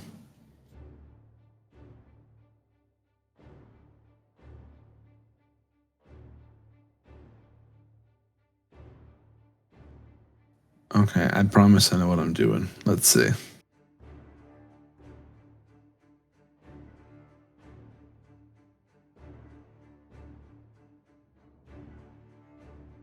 Okay, in that case, I'm just going to I'm gonna cast Toll the Dead on the orange in front of me, and that is a 19 Wisdom save. As a 19 wisdom save. Alrighty, they fail. Okay, and is orange missing any hit points? Yes. No, actually, y'all have not hit her. Well, darn. In that case, it's only D8s, 3 D8s. worth of necrotic, which I'm guessing she may be resistant to. Okay. But I don't know. You tell me. But the amount is 13 points. 13, you got it. Alrighty. She takes less than that. Does it look like she takes damage? She does take damage, but not as much. And with that, is there anything else you wish to do on your turn? Yeah, I'm going to push her ass back into the room with telekinetic shell. Or you're going to try. I'm going to give it my best shot. With It actually works. Yeah, she goes back 5 feet. Okay, she goes back 5 feet. Is there anything else you wish to do? Yes, I follow suit and charge in. Okay, you charge in. With that, oh gosh, Theron is going to take a legendary action and command you to... Actually, he's going to command Ruby to grovel, which will give you the prone condition. Go ahead and roll me a charisma saving throw, please. Oh, I don't want to grovel. No. 16. All right, 16 fails. You are currently groveling. Ugh. As that does fail, you are prone. My pride. And with that, it is now Orange's turn. Orange is going to take attacks against Professor Friedrich. The first one, I believe, misses with a 17. Yep, it does miss. 19. Oh, I will shield. Alrighty, as both of those attacks miss, and is now Quirin's go. Okay, taking a quick scan across this room. How does everyone look? Roll a perception check. Okay.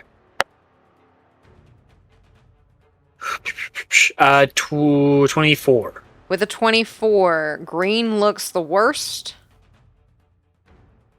Theron doesn't even look bloodied. Okay. Besides where he's eating y'all. Not around his teeth or anything?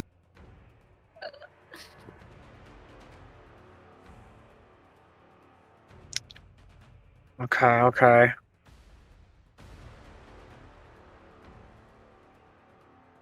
Alright. We'll take a step up. As long as this is still technically within 5 feet, right? So it's not an op attack? As not an op attack, you're correct. Okay. Cool.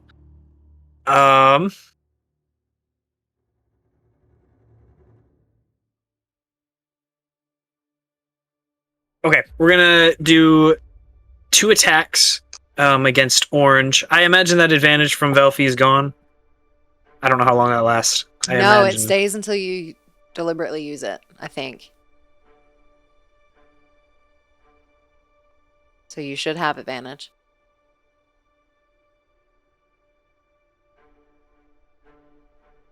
I think I'm flanking anyway, actually, so I won't deliberately use it because I'm flanking. Okay. 28 to hit. 28 hits. And Fred is right there, so we get a little bit extra oomph. All right.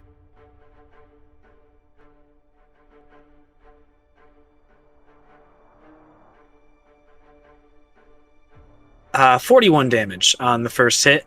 Damage breakdown matter? No, not for this one. Okay. As you do 41 damage, make an intelligence saving throw for me, please. That's right.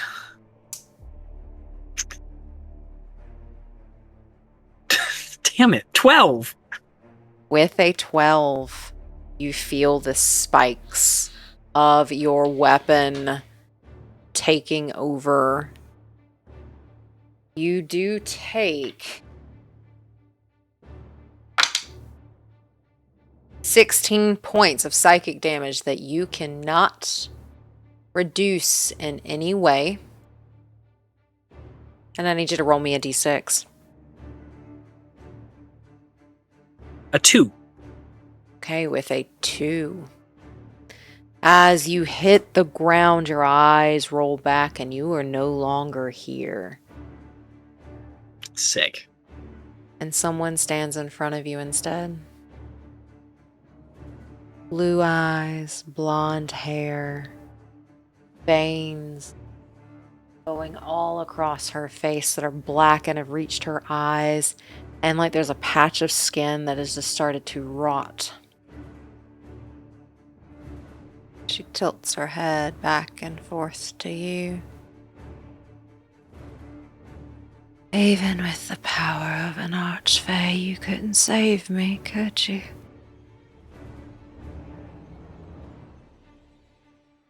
I'm still trying. There's time, right?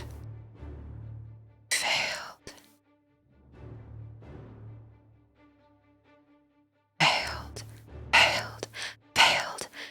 And now it is Theron's turn. And with that, Theron is, with Quirin being incapacitated, will take a attack against you. At advantage. We said it was just you were incapacitated and you can't take actions or reactions. So he does hit, but it's not an immediate crit. Okay. So you will take...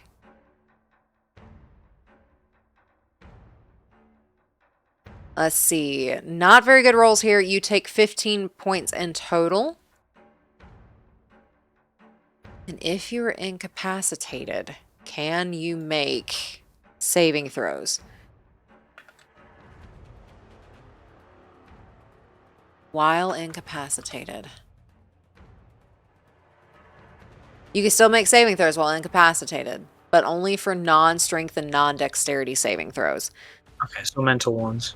So mental ones. So he grabs you, and you are grappled as you were currently seeing your sister. And then he's going to 5, 10, 15, get right here, drag you with him. He is going to take an attack against Velphie.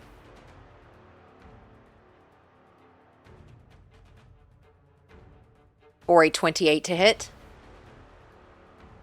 Hits. That is going to be 12 points of bludgeoning, 7 points of necrotic, 19 in total. And he actually hits me, not my double. He hits you, not your double. What did you say the total was? 19. And I need you to make a strength or dexterity saving throw. Yeah. Do dex. 28, 4, 20, 24, 34? I don't know. 17 plus 7. I'm bad at math. Okay, for strength or dex? Dex, yeah. Okay, so that does save, so you are not currently grappled, but then he is going to bite Ruby as Ruby is groveling. I need you to make a Constitution saving throw. God, I'm rolling so bad for... 4, okay, as he bites you, that is going to be 23 points of damage, and your hit point maximum is reduced by 12.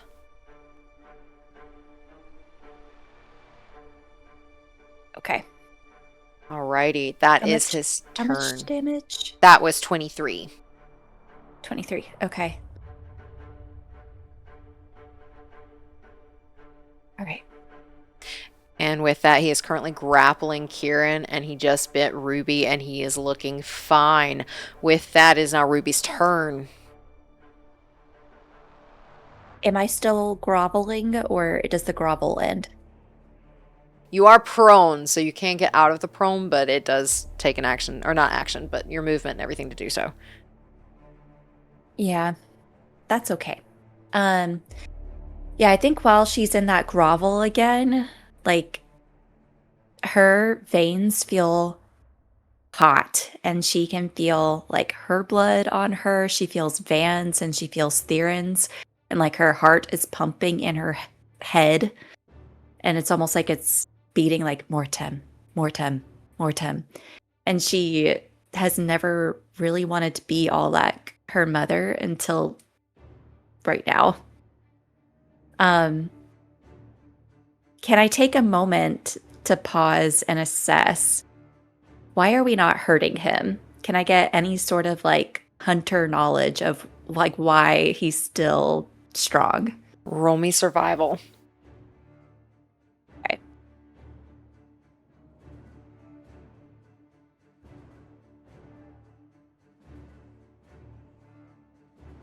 $18. With an 18, as he's biting into you, every 6 seconds, every time he bites, he heals. Every 6 seconds, he's healing.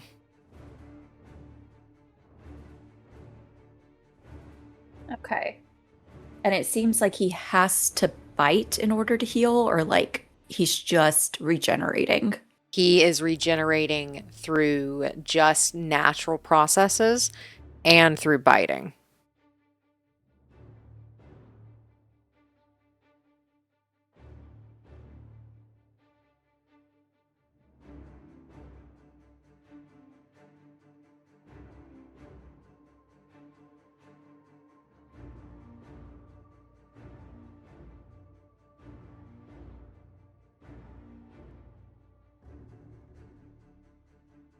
So he doesn't even look bloodied. That's fun. Okay. She'll say it out loud to the group. Oh, he's stealing our blood. It's healing him. Whatever. We're not doing anything, are we? So we just have to fight harder. And she's gonna steady aim and shoot him again. Okay. And do you get out of that prone position? Yep. Okay. Go ahead and roll.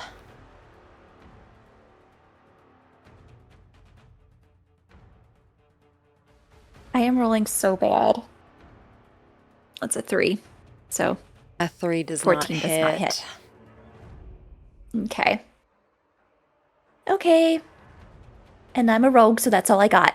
And with that, it is now Beltov's turn. Okay. Think. Yeah, I'm going to keep him at a distance. And we all need to be able to wail on Theron, or else it's not going to work. So he's going to try to take out the little guys. Okay. Who looks the most hurt? The most hurt, they look about the same. Okay. He'll just go for orange. Orange? Well, you just said orange hadn't taken that much. Oh, well, I'll wear down orange. Yeah. Orange just took 41 points of damage from Quirin before Quirin went down. Orange gets an arrow. It's a natural 1. Roll. Roll me a d4. Okay. 2. 2. That is going to hit Quirin. Roll me a d20. 9. With a 9. Is that plus to hit? Sorry, I should have said to hit. No, that was just to hit. Yeah, so it's a 23 to hit. Roll your damage. Okay. Could he use his curve shot again? Or does it not work on natural ones? We could do the curved shot. So what we'll do is roll me instead of a d6, or not d6, d4. Roll me a 1, 2, 3, 4, 5, 6, 7, 8. Roll me a d8. Okay. 5. With a natural 1, 1, 2, 3, 4, 5. That goes for Theron. Go ahead and roll me a to hit. At disadvantage since it is a natural 1. Okay, it's a 18. Okay, that does miss Theron as that curving shot tries to go, but it ends up hitting one of the bedposts. And with that, go ahead and take your other 2 shots. Okay. This is for orange. It's a 18. 18 hits. Roll your damage. Okay. 10 to hit? 10 does not hit. Or no, 10 damage. Sorry. Oh, 10 damage. 10 damage. Okay. My bad. You got it. The third one is a 25 to hit. 25 hits. Roll your damage. Another 10 damage. You got it. Still standing. Not looking so great, but still standing. And with that, is there anything else you wish to do? It's his turn. Okay. With that, Theron is going to use a legendary action and is going to command Ruby to halt. Roll a charisma saving throw.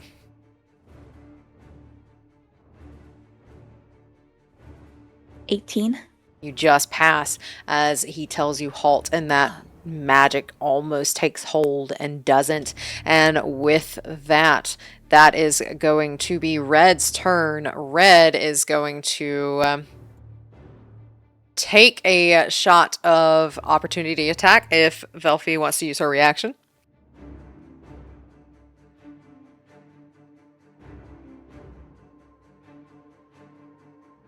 I don't think I will. Okay, as she goes away, and Red is going to be flanking Ruby. That is going to be the first one is a dirty 20 to hit, but let's see what we get with advantage. Still a dirty 20. I guess that hits. Alrighty, that is going to be 10 points of slashing damage, and I need a dex save or a strength save. 21 dex. Make 21 dex, you're good. Again, taking that attack against you as she is flanking. That is going to be a 22 to hit. Mm-hmm. That is another 5 slashing, and go ahead and make me another save.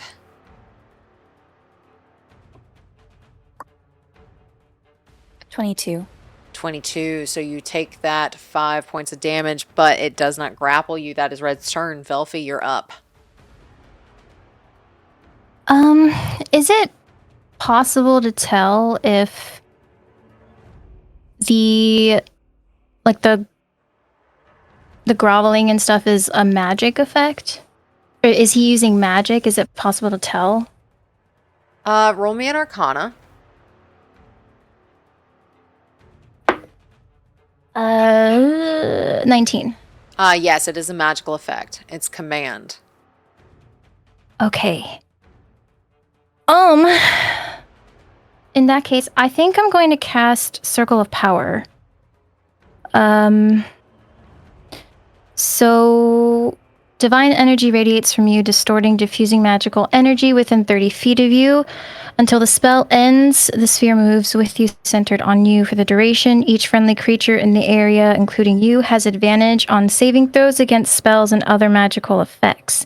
Okay. Additionally, when an affected creature succeeds on a saving throw made against a spell or magical effect that allows it to make a saving throw to take only half damage, it instead takes no damage if it succeeds on the saving throw.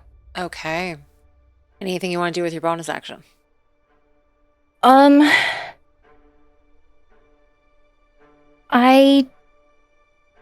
Let's do a little mass healing word if I can, actually. We're gonna do one mass healing word. Okay. That's gonna be... That's not good. For 7 points of healing. Okay. Everybody gets 7 points of healing back. And I'm not going to move. That'll be my turn. Okay, with that, it is going to be... Theron's going to take a legendary action, try to hit Velphie, but misses with a 15. It is now Green's turn. Green is going to... get right here. Is going to attack Quirin for a with advantage. That is a 21 to hit. It That does. is going to be 9 points of slashing damage. And then a 23 to hit Mm-hmm. is going to be 7 points of slashing damage. And because you are incapacitated and being grappled, she is going to bite you. Go ahead and make me a Constitution saving throw.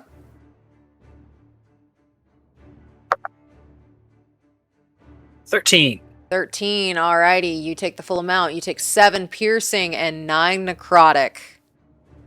16. So 16 points, and your HP maximum is dropped by 9. Okay. And she heals by 9. And with that, that is Green's turn. Quirin is going to take another legendary action. Is going to try and hit Velphie with a Grave Strike. That is a 21 to hit. Okay.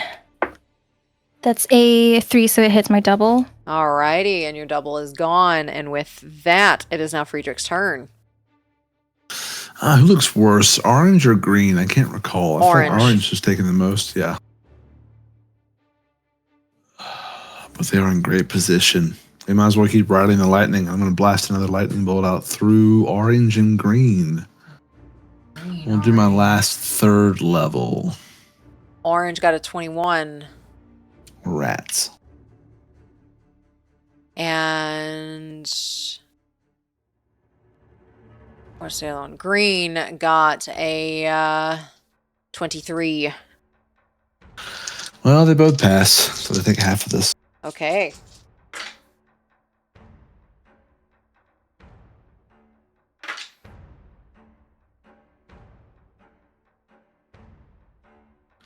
$12 points total. They did 24 total, so 12 is what they take each. Okay. Anything you want to do with your bonus action?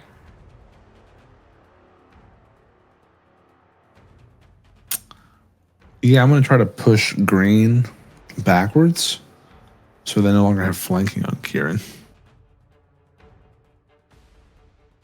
17 strength save.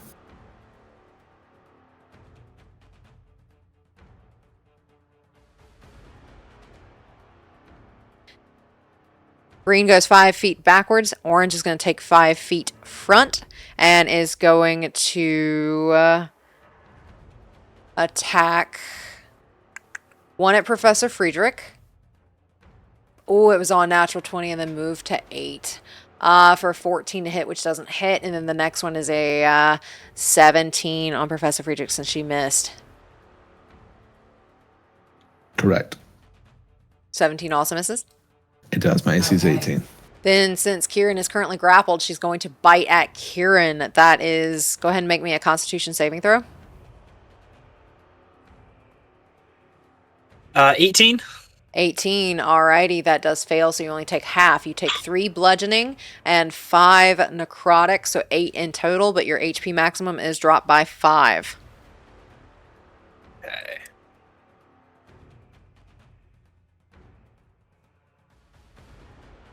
And that is her turn. It is now Kieran's go. I need you to make an intelligence saving throw to see if you get out of this.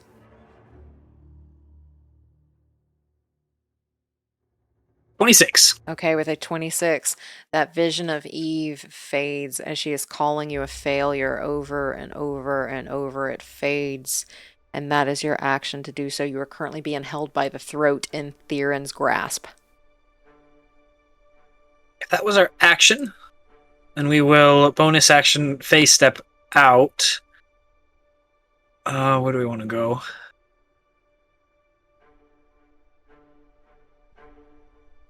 I don't think we're going to go very far. We will go...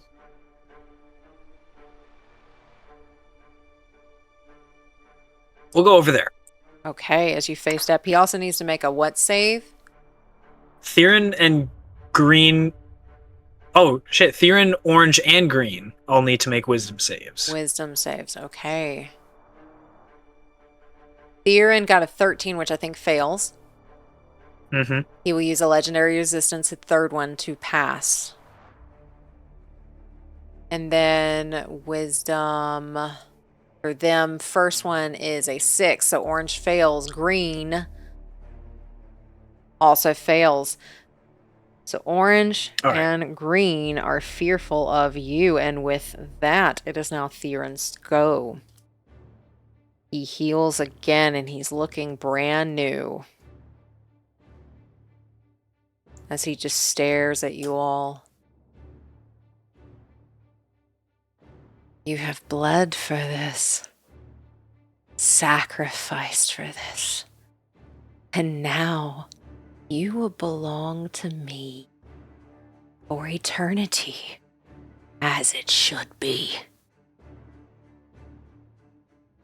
And with it getting late, that is where we're going to call tonight's session. We will pick up on combat next time. Thank you so much for watching Session 49 of the Order of Narvosc. Session 50 will be out on October 17th. Please make sure to check out our players' social media accounts as well. You can find those links in the description below. And lastly, if this is the kind of content you enjoy, please press that like button, subscribe, ring that bell, that we get notified when the next video comes out. Be the light that drives out the darkness, adventurers. We'll see you soon.